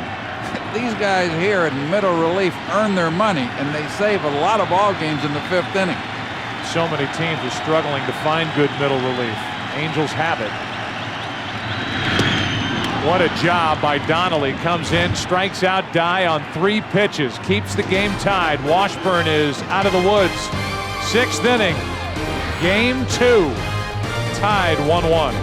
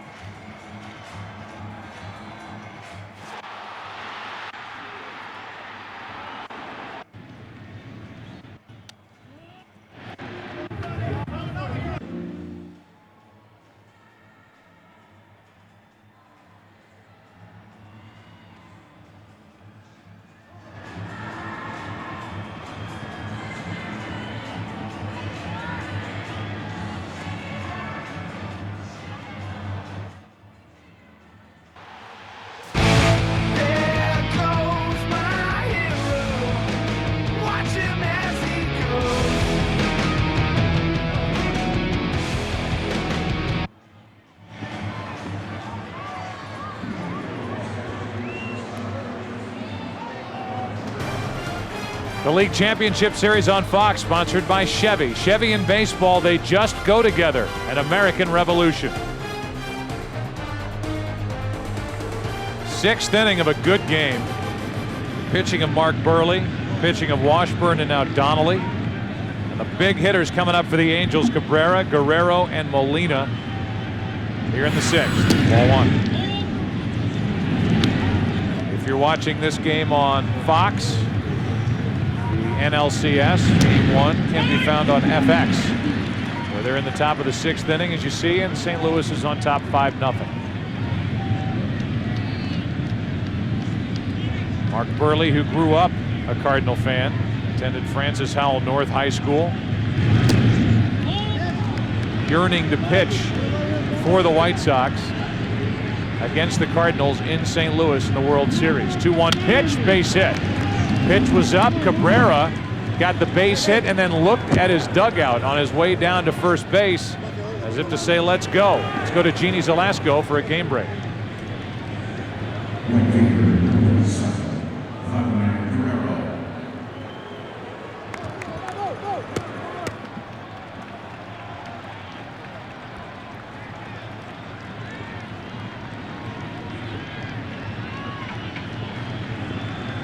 All right, Jeannie, here it's 1-1. Leadoff man is on. And you kind of thought Guerrero would take there. Tonight he had seen 2 pitches, was 0 for 2, and he took a ball down and away.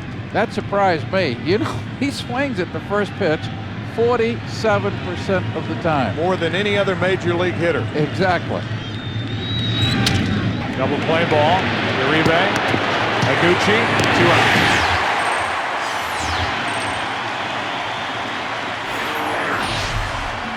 We mentioned it in the 2nd inning that Mark Burley has induced the 2nd most double plays in the majors this year.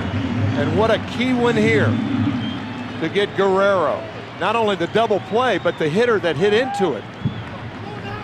Pitcher's best friend, double play ball. Now Guerrero is 6 out of 25 in the postseason. And it was nicely turned by Uribe, Higuchi, and on to Konerko. 2 out, nobody on, and a bender is in there for a strike to Molina. Benji is 0 for 1, hit by a pitch his last time up. 0-2. The White Sox in the bottom of the 6th will have Konerko, Everett, and Rowan.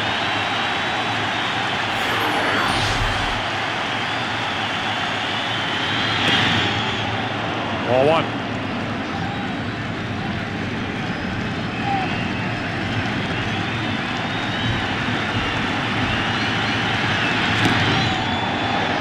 That's the end of the inning, and Molina throws his bat out to short.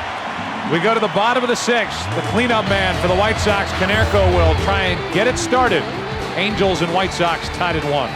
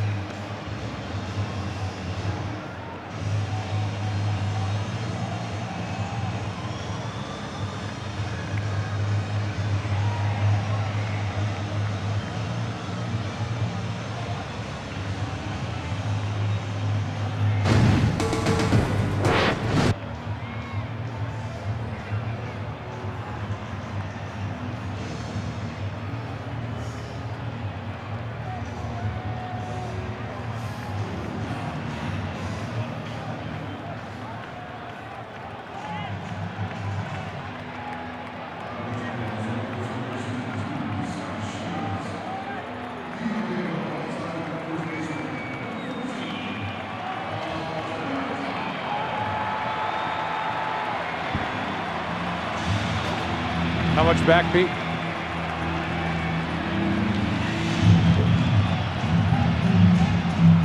This week on Fox NFL Sunday, they'll take a closer look at the Giants' dynamic duo of Eli Manning and Plexico Burress. The Giants will take on Dallas, plus Colts star Dwight Freeney goes 10 yards with TV. Fox NFL Sunday begins this week at noon Eastern, 9 a.m. Pacific on Fox. So Brendan Donnelly comes in the 5th, throws 3 pitches, gets Jermaine Dye to strike out with the bases loaded. He's gone. And Scott Shields, who Mike Socia told us before the game he would have for 15, maybe 20 pitches, is in to start the 6th. It's somewhat surprising that he's in this ball game in the 6th inning. Dealing with a 4, 5, and 6 hitters. Socia wants the guy he trusts the most on the mound, and Shields misses down and away, 1 ball, 1 strike. For whatever reason, Donnelly has only pitched 2/3 of an inning in postseason. Got 1 out in the LDS, got 1 out here with the bases loaded. And Shields misses up and in, 2-1. Well, Socia told us before game 1 against the Yankees and Angels, that he would use Donnelly to get out of middle innings and then bring in his long guys. But this is a bit odd since Donnelly was so effective with the bases loaded. Here's a strike on the outside corner, and he also told us Shields has got a rubber arm, and I guess any fans of Lincoln Memorial University would know that. How rubber was his arm for Lincoln Memorial University? He threw 261 pitches in a 16-inning game once for that university and lost. That's unbelievable. 261 pitches as a 20-year-old. You do that as a major league manager now, and after the ball game, you can pack your bags and go on home. Here's a 3-2 after you get a call from the pitcher's agent. Canerco struck out on a ball in the dirt. He went around, and the home plate umpire punches out Canerco. I think Paul was saying get some help, but once an umpire calls it, it is called. I think he was also a little upset with how demonstrative Doug Eddings was to punch him out right in his face, and Canerco turned around and ended up flinging his bat down into the dugout. 1 out here in the bottom of the 6th. Yeah, Doug's had a fairly easy night back there with Burley and Washburn, and now with Shields, it's going to get a little tougher for him. Everett now digs in. Carl is 0 for 2 and 1 for 6 in this series. Strike 1. For a power pitcher, normally, if a guy's tough to hit, he's tough to umpire. And this guy's tough to hit. Ask anybody, lefty or righty, that's faced him with those numbers. Everett is just up there swinging. It's 0-2. You know, he hides the ball so well. You see arms and legs coming at you. He stays closed, and all of a sudden, there comes the baseball. You don't get a good look at him. Now Everett tries to slow Shields down a bit by requesting time at the plate. On deck is Rowan.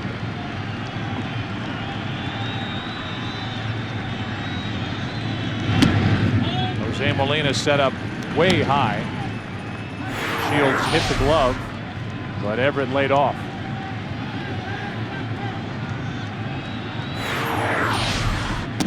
Got him, 2 down. And now Everett has words with Doug Eddings. Our Nissan game summary as Everett makes the walk back to the dugout. Washburn got through 4 2/3. Burley has done his job. Dye with an RBI ground out, but struck out with the bases loaded last inning and 2 out. Quinlan tied the game with a home run in the 5th. Both teams have gone 0 for 3 with runners in scoring position. 2 out, nobody on, and Rowan at the plate.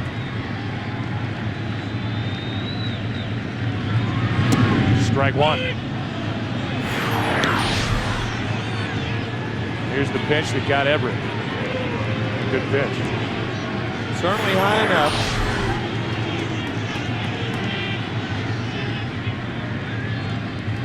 Escobar is warming up in the bullpen, which leads us to believe that he'll be in the ballgame next inning. Yeah, Shields, 15 to 20 pitches. He gets a 1, 2, 3, 6, does his job.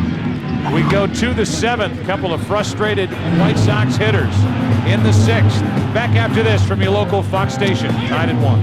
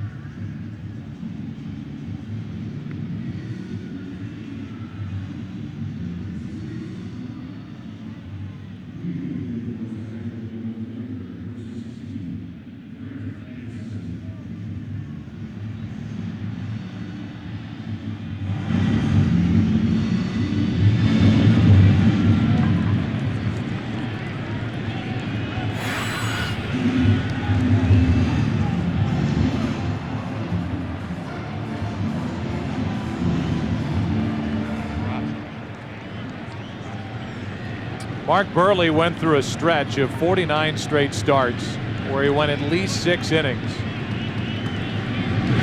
And he is trying to pick up the first out here in the 7th. Higuchi takes care of Anderson. And one of the unlikely heroes that you might find in the postseason walking in.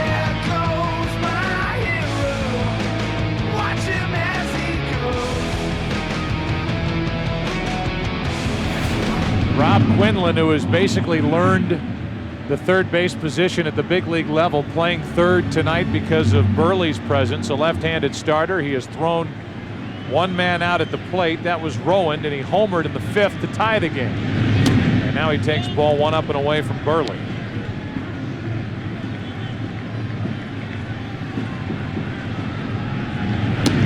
Hey! 1 ball, 1 strike. Sometimes you can gauge what pitch you're going to get by what you did the time before. Quinlan hit the breaking ball out. No breaking ball thus far. 3 fastballs from Burley. He's staying away from him. Keep the ball in the ballpark that way. On deck is Erstad. 2-1 pitch changed up, and it's 2-2. The straight change a lot different than the breaking ball. The breaking ball going into the right-hander. Straight change, you can afford to make a mistake away and another one. Right down the middle to get Quinlan for the 4th strikeout of the night for Burley. And Mark Burley can't do much more than he's done here tonight.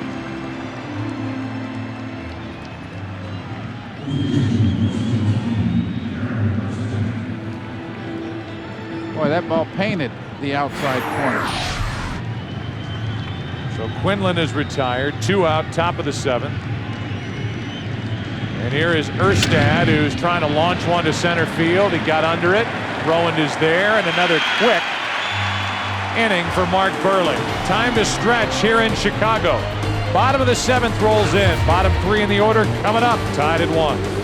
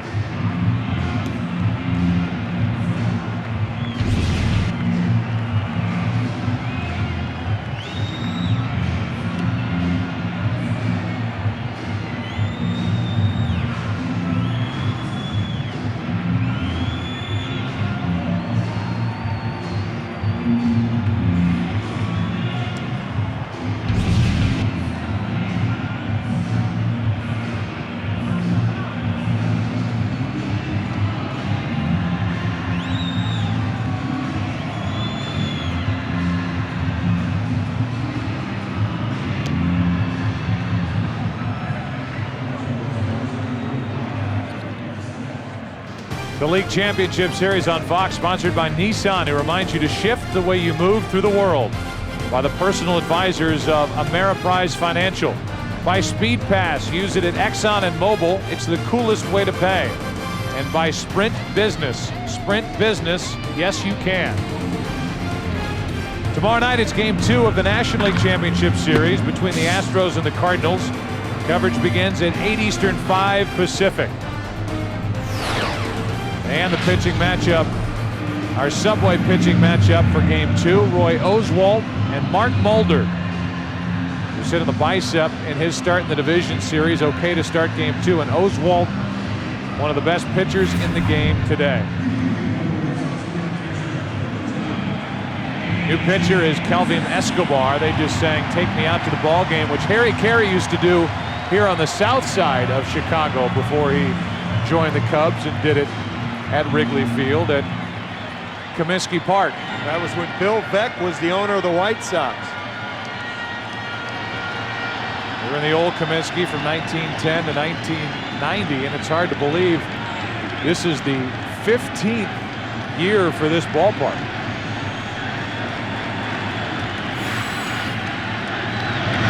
Pierzynski facing Escobar, taking all the way, and the first pitch is a strike. Using Escobar in this inning gives me the impression that Scioscia's trying to win this ball game in 9 innings. He's used his most experienced pitchers: Escobar, Shields, and Donnelly. Escobar skips it in there, 1 ball, 1 strike.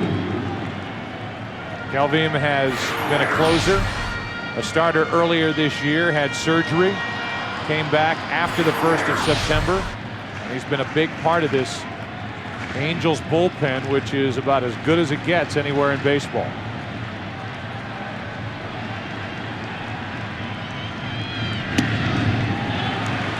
Two balls and a strike. Well, you've got Lou, I think your point's well taken. You've got a 1-1 ball game. I mean, isn't that normally the case for an American League manager to try to win it in 9? No question. Pierzynski broke his bat, pops it up to the right side, and Kennedy waits for it and has it for the first out here in the bottom of the 7th. And we welcome you into our broadcast booth, Joe Buck, Lou Piniella, and Tim McCarver. And the pitching has been outstanding. Last night for the White Sox, Contreras, and tonight Mark Burley has been quick and effective. Quick game, well pitched, well played on both sides. Waiting for that big American League offense to get started. Yeah, I guess maybe we didn't overstate it when we talked about National League style baseball, and there's nobody standing at home plate waiting to pound it. Well, the key defensive play by Rob Quinlan. Quinlan, as we said earlier, on both sides of the ball. The key defensive play, and then the solo home run to tie it. Well, these are two teams also that pitching has been their strength. Pitching and defense. Yep. Yeah, exactly. 2-0 now on Joe Creedy, who homered last night. He's flying to right twice. Kelvin Escobar, pardon me, Lou, but he's one guy that when he was taken out of the rotation, he helped the team more than staying in the rotation. He was hurt, put on the DL. Creedy in the air to left field. Anderson back. It's over his head, up against the wall, and Creedy's got a double with 1 out here in the 7th.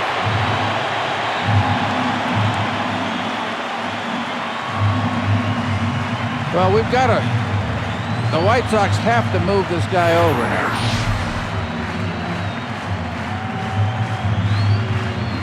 You get the 1-out double from Creedy, and it's Uribe at the plate and Podsednik on deck. That game in St. Louis moving to the bottom of the 7th, 5-2 St. Louis in game 1 of the NLCS. Here the White Sox down 1 game. It's a tie score in the 7th, and Uribe could be a hero for the White Sox. Instead of getting them over, you got to get them in. There's 1 out.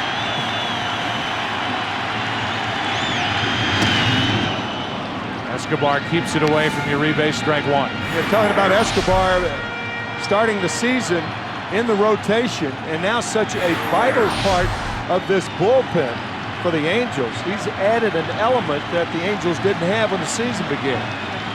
Of all the big league shortstops, only 4 drove in more runs this season than Uribe. And he lines one into left field. Anderson will make the play.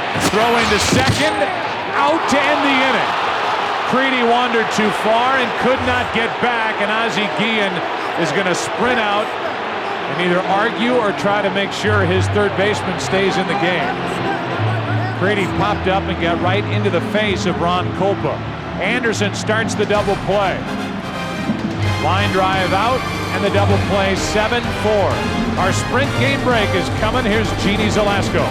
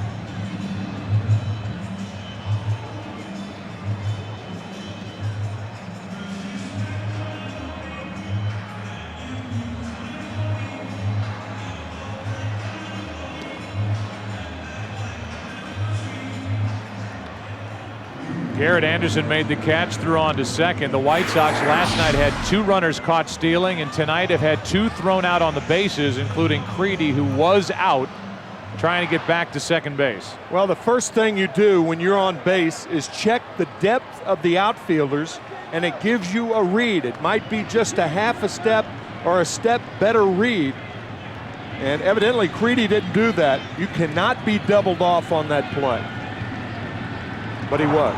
That ball hung a little bit out there too, and I think it fooled the base runner. But you're right, you shouldn't be doubled up on that play. It's right in front of you. Yep. Strike 1 to Jose Molina underway in the top of the 8th. Molina, Kennedy, and Figgins. The White Sox in the bottom of this 8th will have the top of their lineup of Sednick, Iguchi, and Dye. I wonder if Molina gets on here, do you pinch run for him? Yes. They've got 3 catchers on their roster. Josh Paul, who played parts of 6 seasons here with the White Sox, is down there available to Socia, so he certainly could. On May 30th of this year, the Angels pinch ran for both Jose Molina and Benji Molina in 1 inning, the 9th inning. And we're going to see it right here. Yep. It's going to happen. Finley is down there on the bench. He's got Rivera down there, is Turris. And we'll see, it'll be none of the above. It'll be Jeff Devannon. So Devannon comes off the bench and will run for Molina.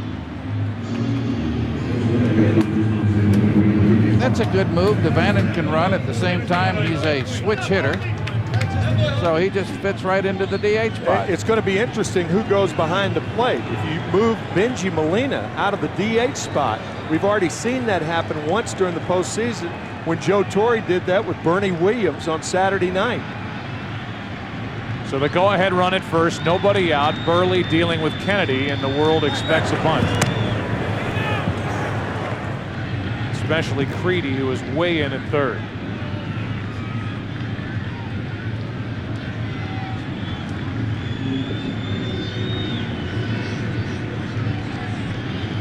One game, top of the 8th.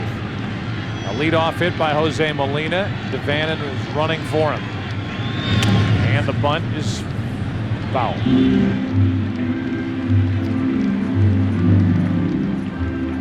Boy, these 2 games have really been played close to the vest.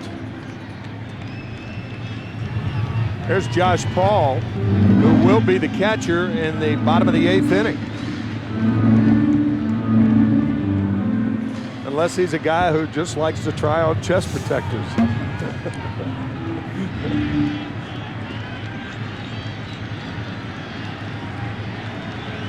Runner at first with nobody out, the go-ahead run. And a check on Devannon. He was almost caught flat-footed. He got a good look at Mark Burley's pickoff move as Kevin Gregg gets loose for the Angels in their bullpen. Somebody has to restart Devannon's heart after almost getting picked off. Yeah, he complained to the first base umpire about the balk move. We talked about it earlier. Most left-handers who have that good move to first base balk. Very close.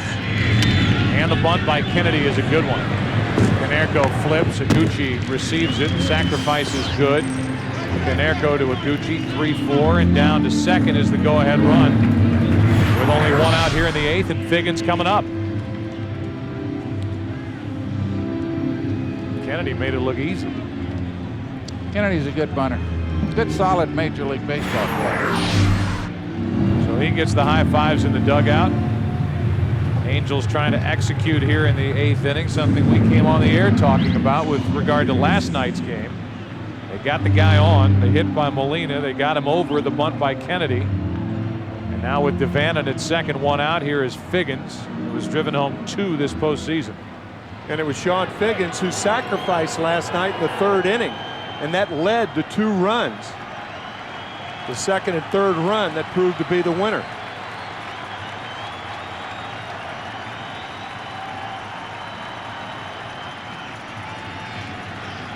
Angels are 2 for 17 with runners on base in this LCS already. Uribe. Angels are 2 for 18. Runner at third, Devannon, 2 out. Cabrera coming up.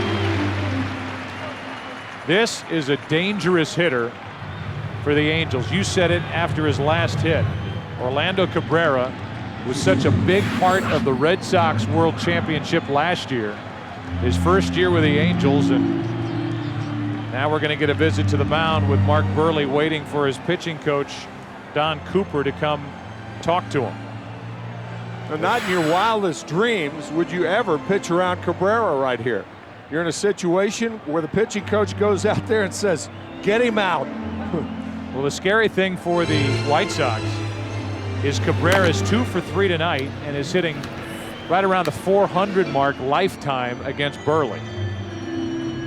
Came in at 391. He's 2 for 3, and you've got action for the White Sox out in their bullpen. Cliff Polite and Neil Kotz getting loose.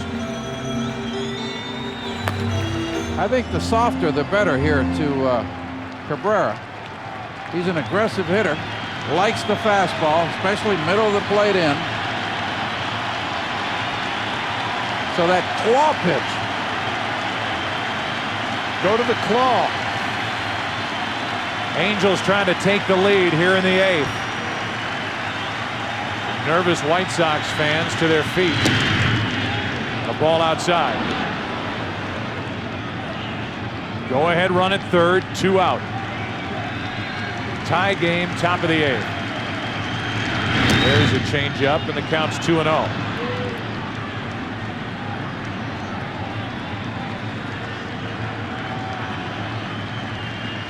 On 2-0. A strike. Another change. It's 2-1.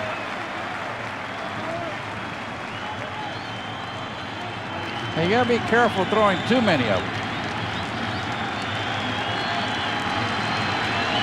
Runner at third, 2 down. 3-1. The reigning AL MVP waiting on deck.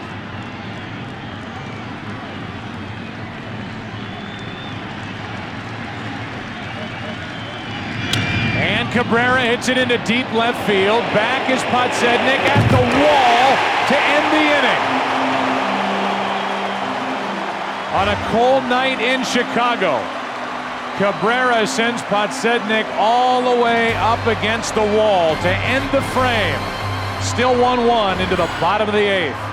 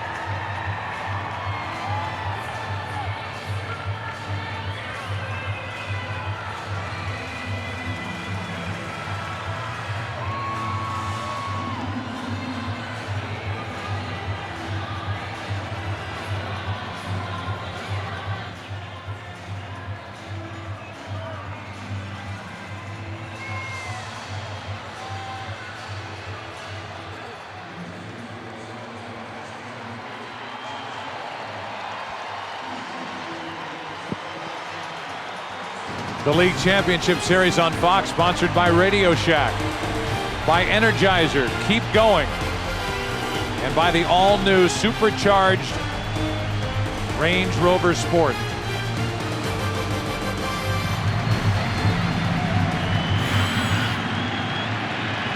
Bottom of the 8th inning, a tie game. Top of the order for the White Sox, and the man who caught the drive by Cabrera up against the wall in left center leads it off. Scott Podsednik. AL All-Star. He shows bunt, takes a ball. That happens a lot. You make a great play, all of a sudden you come up and you're leading off the next inning. An opportunity for Podsednik, who has a hit tonight. 1 for 3 with a run scored. Josh Paul takes over behind the plate. Good pitch from Escobar.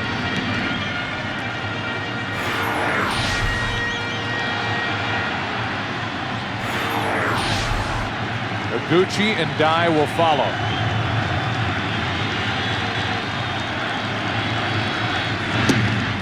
A change from Escobar, and it's 1-2. It is a good time to have a guy behind the plate who is writing a book on pitch selection. He's interviewing different ex-major league catchers. So he's a guy, if the Angels get beat, it won't be because of pitch selection. Podsednik is gone. And the first strikeout for Escobar. Let's go back to that catch by Podsednik. Really nice play by Podsednik. Notice he never takes his eye off the ball, and he's searching for the wall with his left hand. That's just the way you teach it. Mark Burley applauding the effort that Podsednik made, and Bobby Jenks, the closer for the White Sox, starts to loosen out in their pen. It'll be Guerrero, Molina, and Anderson, the 3, 4, and 5 hitters for the Angels in the 9th. Here's Gucci.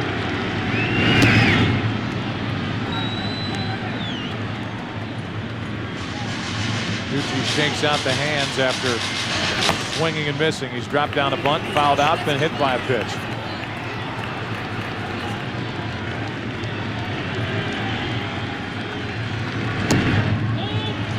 One ball, one strike. If I'm not mistaken, Josh Paul caught for the White Sox a few years back. That's right. Parts of 6 years he was in a White Sox uniform, and a guy who is from Illinois. 1-1 pitch. And we have seen some feeble swings against Kelvin Escobar. Now, when you can make a major league hitter look that bad with a pitch, it gives you an idea of the action of that split finger fastball. So many ways to get you out. And another for back-to-back strikeouts. So 2 out in the 8th, and our Pepsi fan cam here in Chicago.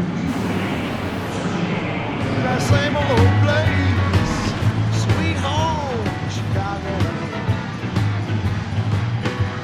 Come on, baby, don't you wanna go? Howdy, hey, baby, don't you wanna go? Back to that same old place. With 2 out, Dye. All these hitters have gone up there swinging, and the bats for the White Sox haven't figured out yet that the ALCS has started. 0-1.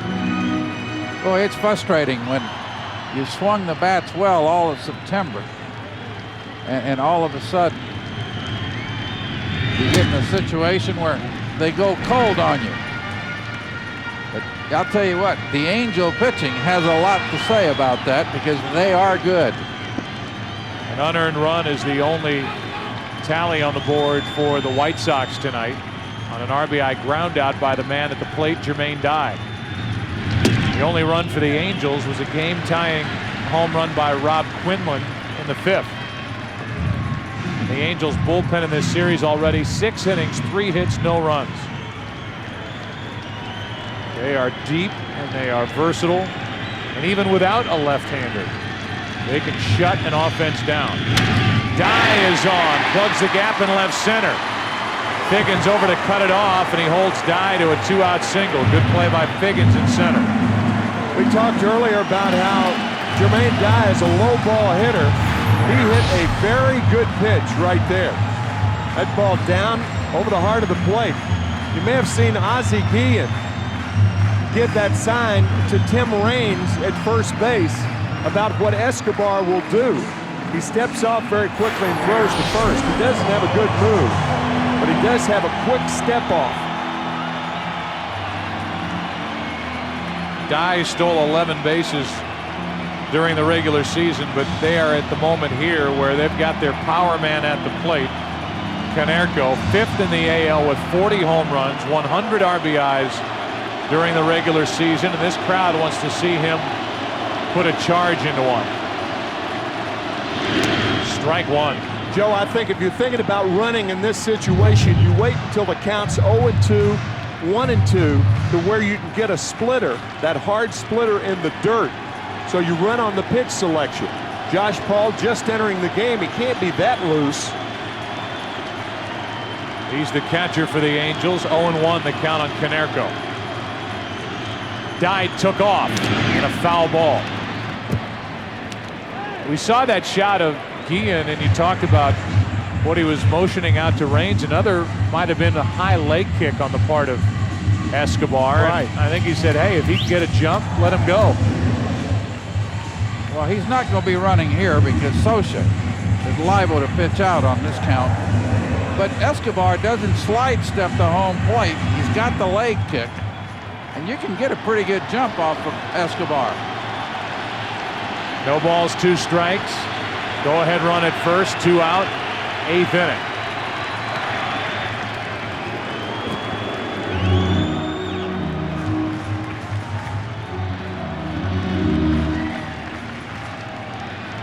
Game 2 of the ALCS in the bottom of the 8th, and the same for Game 1 of the NLCS. Konerko strikes out. Escobar strikes out the side in the 8th, and we go to the 9th inning with a heart of the lineup coming up for the Angels. Guerrero, Molina, Anderson, 1-1 in Game 2.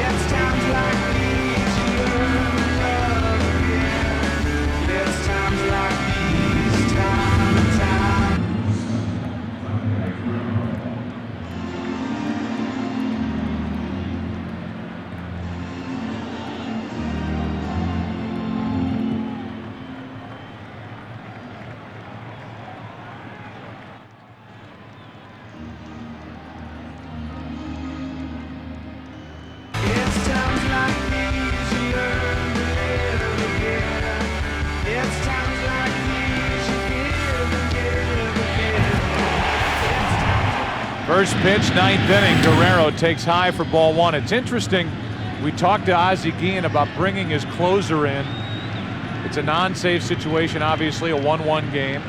2 tough right-handed batters to start this inning. And Guerrero pops it up. He has seen 6 pitches, made 4 outs. He's 0 for 4. Our Dell defining moment comes way back in the 2nd inning. Rowan led off with a double down the right field line. Guerrero had trouble picking it up. Rowan headed to 3rd. Guerrero missed 1 cutoff man and then short hop Cabrera. Rowan tried to score and made the first out of the inning at home plate. And instead of 2-0, it was 1-0, and the home run by Quinlan tied it in the 5th. Good pitch to Molina, strike 1. I think the story of this series thus far, one of the main stories, the poor base running of the Chicago White Sox. Has not been good. Nope. With 1 out, 1 ball, 1 strike. Joe Creedy double off of second base. Aaron Rowan making the first out at home plate. And that was after the 2 base running mistakes last night. Good pitch to jam the hitter, and Iguchi hauls in out number 2.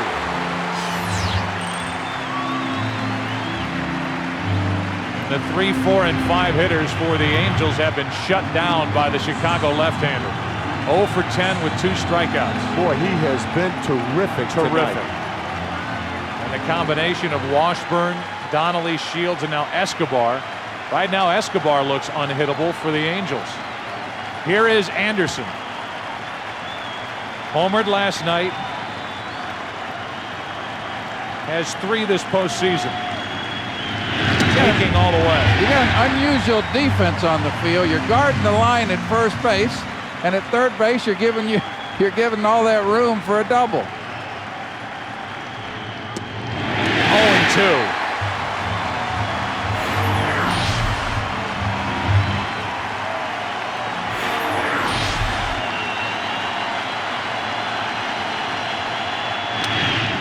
Burley can't do any more than he's doing tonight, including catching a pop-up.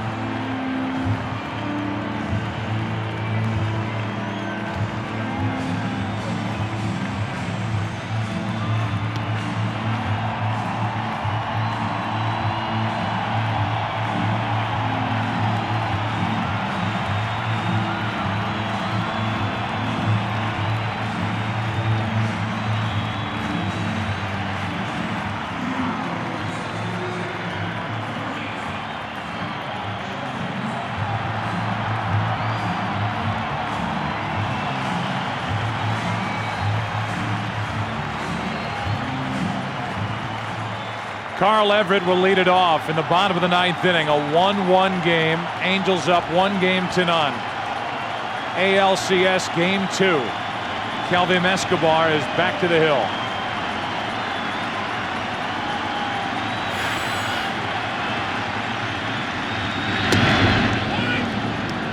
Strike one from Escobar, who struck out the side in the 8th. Everett 0 for 3 tonight, 1 for 7 in this series. To the right side, Erstad picks it, goes to the bag, 1 out. With 1 down, Rowand is coming up. And it's time for our WebMD health update. We look at the right shoulder of Bartolo Colon, which he strained in Game 5 of the division series, and that left him off the list for this round to the Angels. Check your own symptoms at WebMD.com. The last out of the division series against the Yankees, Erstad was playing off the line. He was playing off the line again to get that ball hit by Everett. He has great range to his right, and that really helps the Angels. At the plate, Aaron Rowand takes a strike, and what a job Escobar has done tonight.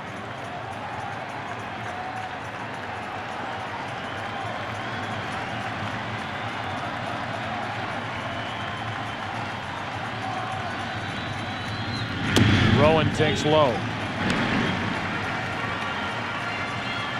Aaron hit 13 home runs during the regular season. Quinlan's not guarding the line at third base either.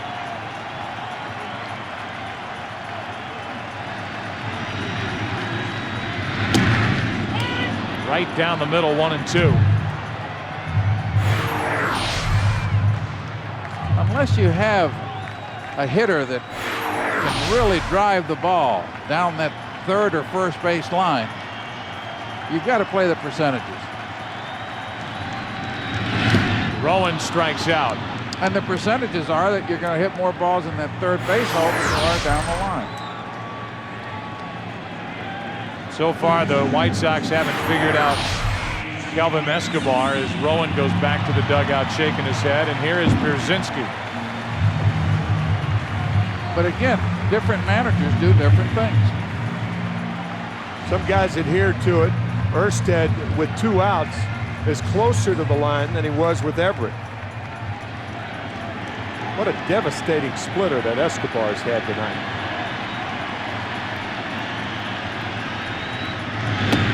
Ball 1 down and away. So far, Mark Burley has thrown 99 pitches. He's been out on the mound pitching 42 minutes in his half of the innings. Nobody is warming for the White Sox in their pen.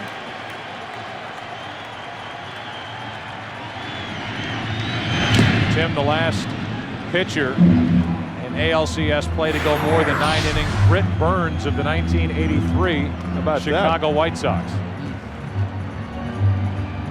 I think that was a game in which Tito Landrum hit a home run, and Tony La Russa was criticized for leaving Burns in that game 22 years ago at Old Comiskey Park.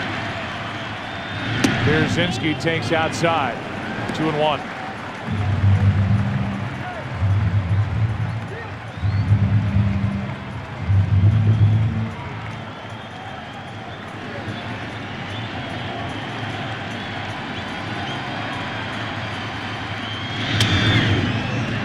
Two and 2.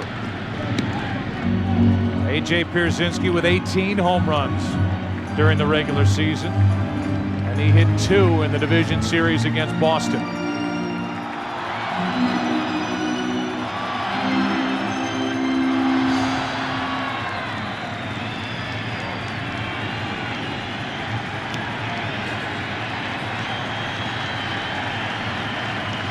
Two out, nobody on. Tie game, bottom of the 9th.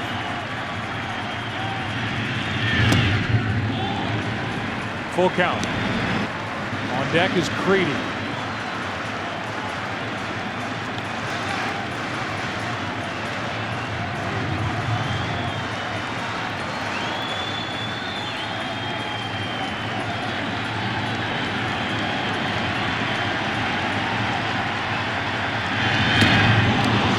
Escobar, another strikeout. Pierzynski is going down to first. The home plate umpire has not made a call and safe, and the Angels are already off the field. The home plate umpire said that ball hit into the ground and that the tag needed to be made or a throw down to first, or now is he going to bring Pierzynski back to the plate. He's not. Pierzynski is going to go down to first, and Mike Scioscia wants to know what the heck just happened. Doug Eddings is the home plate umpire, and the Angels were walking off the field. Well, if Josh Paul made the catch, which he did, then it's a strikeout. Pierzynski's thinking, hey, why not? The home plate umpire couldn't make the call. And this might be the best thing for instant replay in baseball that's happened and occurred this postseason, because clearly he caught the ball and the catcher knows whether it's a short hop or you catch it cleanly. Whether there's leather between the dirt and the ball. He caught that ball cleanly. That's a third out. He called him out.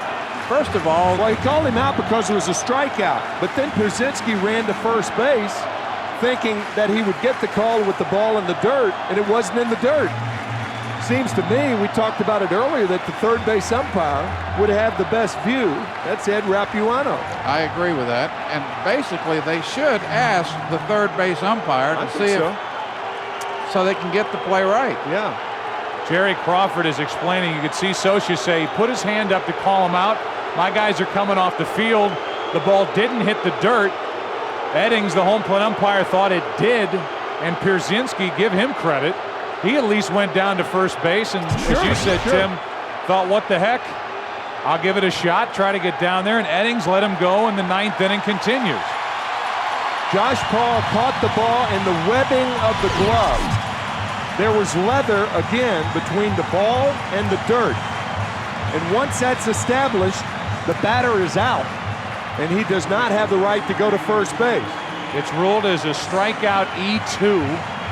And Scioscia has every reason to argue. And Jerry Crawford, the crew chief, who was behind the plate last night, has walked him all the way back over to the dugout. See, think about it. If Josh Paul didn't make a clean catch of the ball, he wouldn't have rolled the ball back to the mound. He knows he made a clean catch. And Scioscia, longtime Major League catcher, came out to argue as Pablo Ozuna is going to come off the bench and pinch run for Pierzynski. Now Rob Quinlan, the third baseman, and shortstop Orlando Cabrera talking to Ed Rapuano to try to get a clarification. Evidently, Rapuano didn't see the play.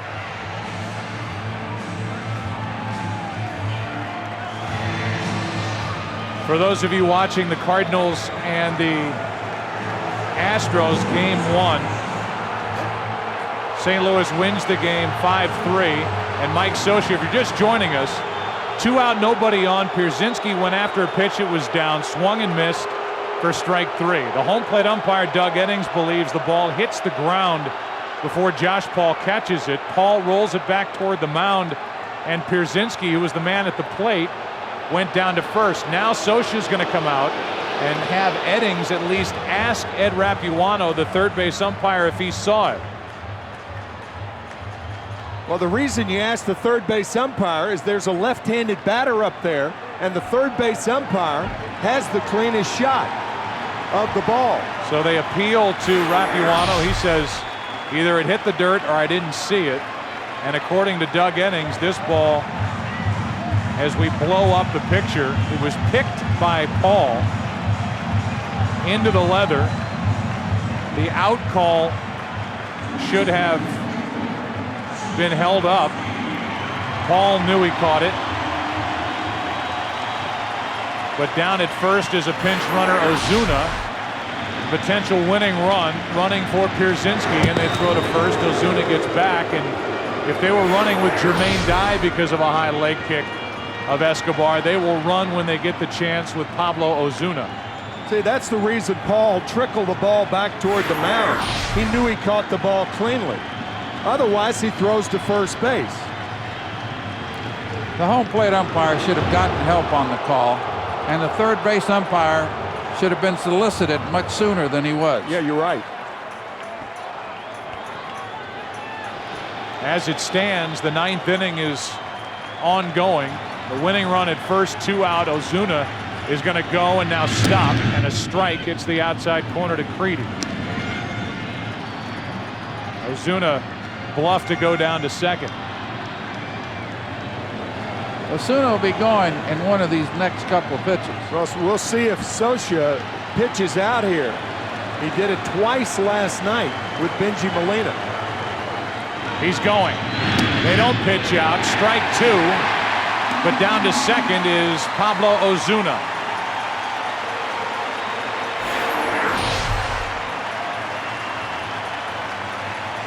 Such a good jump, no play. And no slide step by Escobar allows you to get that good jump. Creedy looked like he was willing to take on that first pitch when Ozuna bluffed to go, and he was willing to take there. And now a hit could win it, and even this series, if Creedy can deliver. And that's into the left field corner. This ball is off the wall. The White Sox have won, and this only begins what will be an argument. Total frustration and disgust on the part of the Angels on that call, which allowed the 9th inning to continue. Ozuna steals second, and Creedy wins it with a ball off the left field wall. Controversy in Chicago. This controversy will go on and on and on. The Angels are livid. Still in the dugout, looking out at the umpiring crew while the White Sox celebrate a victory in Game 2.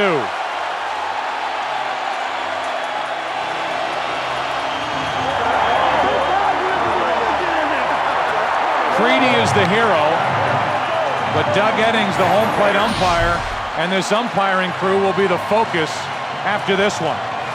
Here's the play. Clearly, Josh Paul caught it. He flipped it back to the mound. Home plate umpire Doug Eddings saying that the ball hit the dirt. Then the pinch runner, the stolen base. And what follows is the game-winning hit by Joe Creedy. You know, in looking at that replay, Joe, it looked to me like he not only called the strikeout initially, but then when Josh Paul rolled the ball out toward the mound, he called it again. I agree. And watching it, all the Angel players were coming off the field. The inning was over, and then all of a sudden there's Pierzynski standing at first base, and the umpires let the 9th inning continue. Creedy delivers. What a good at-bat by Creedy. Oh, yeah. He let Ozuna steal. He took 2 pitches, took 2 strikes against Escobar, who had struck out 5 in 3 innings, and then rockets a ball off the wall. Officially scored an RBI double off the bat of Creedy, and here again is the strikeout of Pierzynski. Watch Eddings. He calls the strikeout. That's the first time. And now there, the second time. And once you call it with that much conviction, you're doing it really because the catcher rolls the ball back toward the mound, and the team's coming off the field. So the White Sox take Game 2. And Mike Scioscia and the Angels, some are still in the dugout. Scioscia came out to argue, did not get the call reversed. And the final score, 2-1. The White Sox win it. Let's go down to Chris Myers.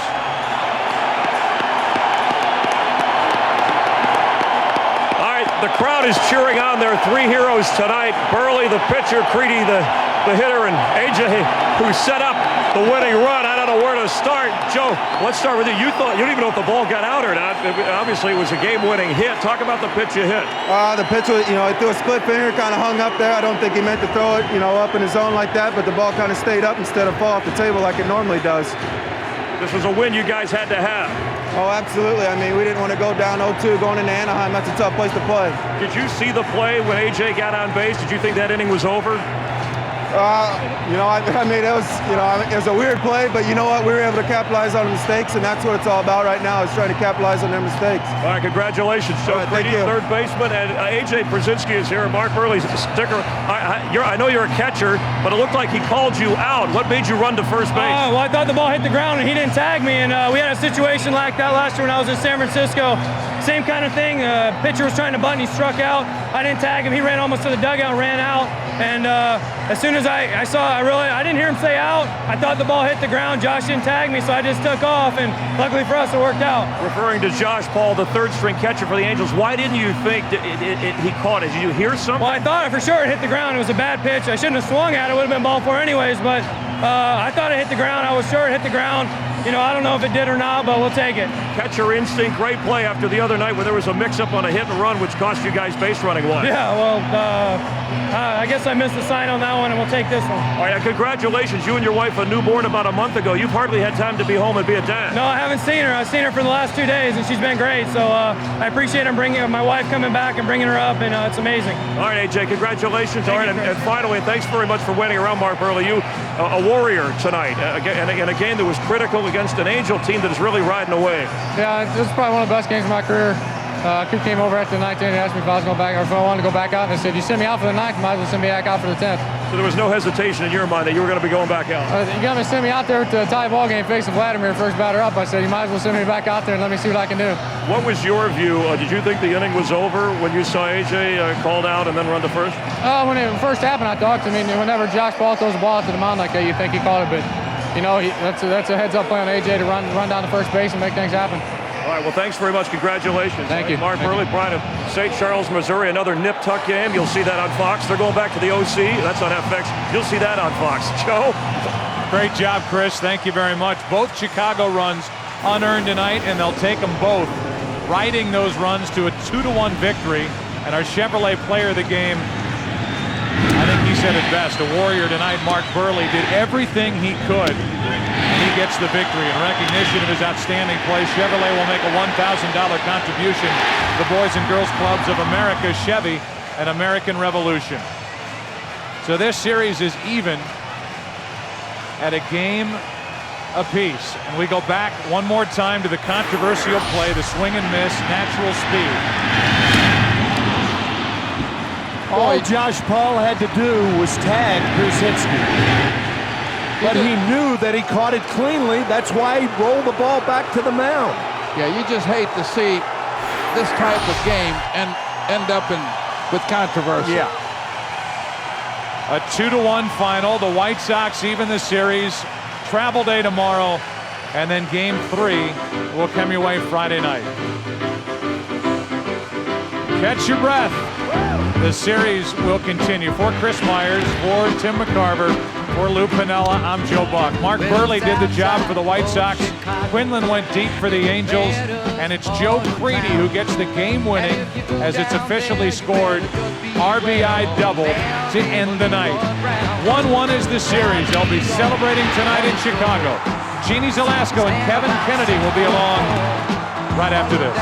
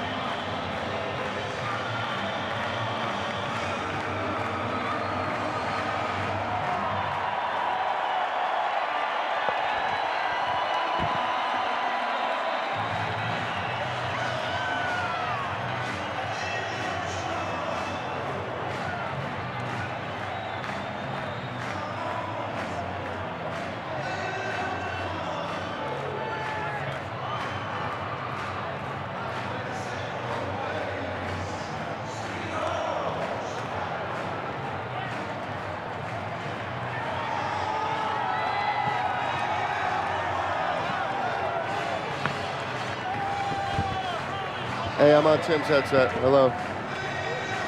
What would you like? Yo, I'm not. If you're talking to me, I'm not getting interrupted right now. Hang on.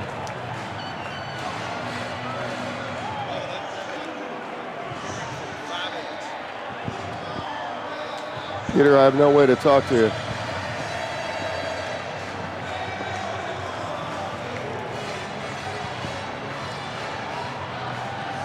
Yeah, Peter, I have no interrupt. That must be the problem. Hang on, I'll go back to where I can talk to you.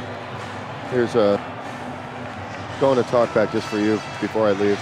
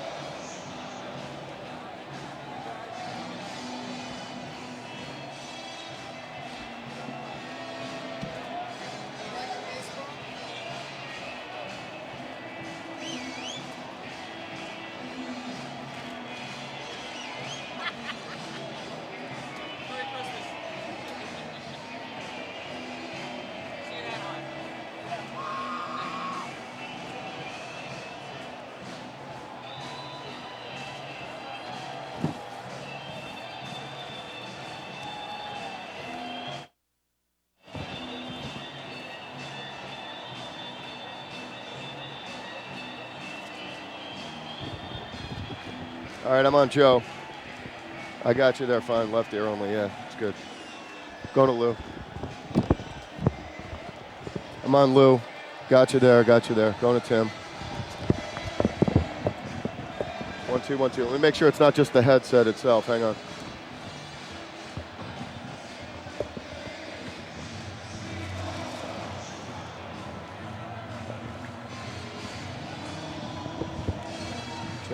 Check. Try me again. Yep, it's the headset. No, what I'm saying is it's the connection to the left earmuff speaker in the headset was not connected. The earmuff connector came out. I just reseated it, the little tiny thing on the left ear. That got pulled out somehow. It's working fine now. I hear you fine. That's all it was. Yeah, something like that. Could be intermittent though. I'm wiggling it right now, but I can't make it go out, so I think it just popped out. Well, it wasn't popped out. I just reseated it. I wiggled it in and pushed it in a little bit. So, okay. Yep.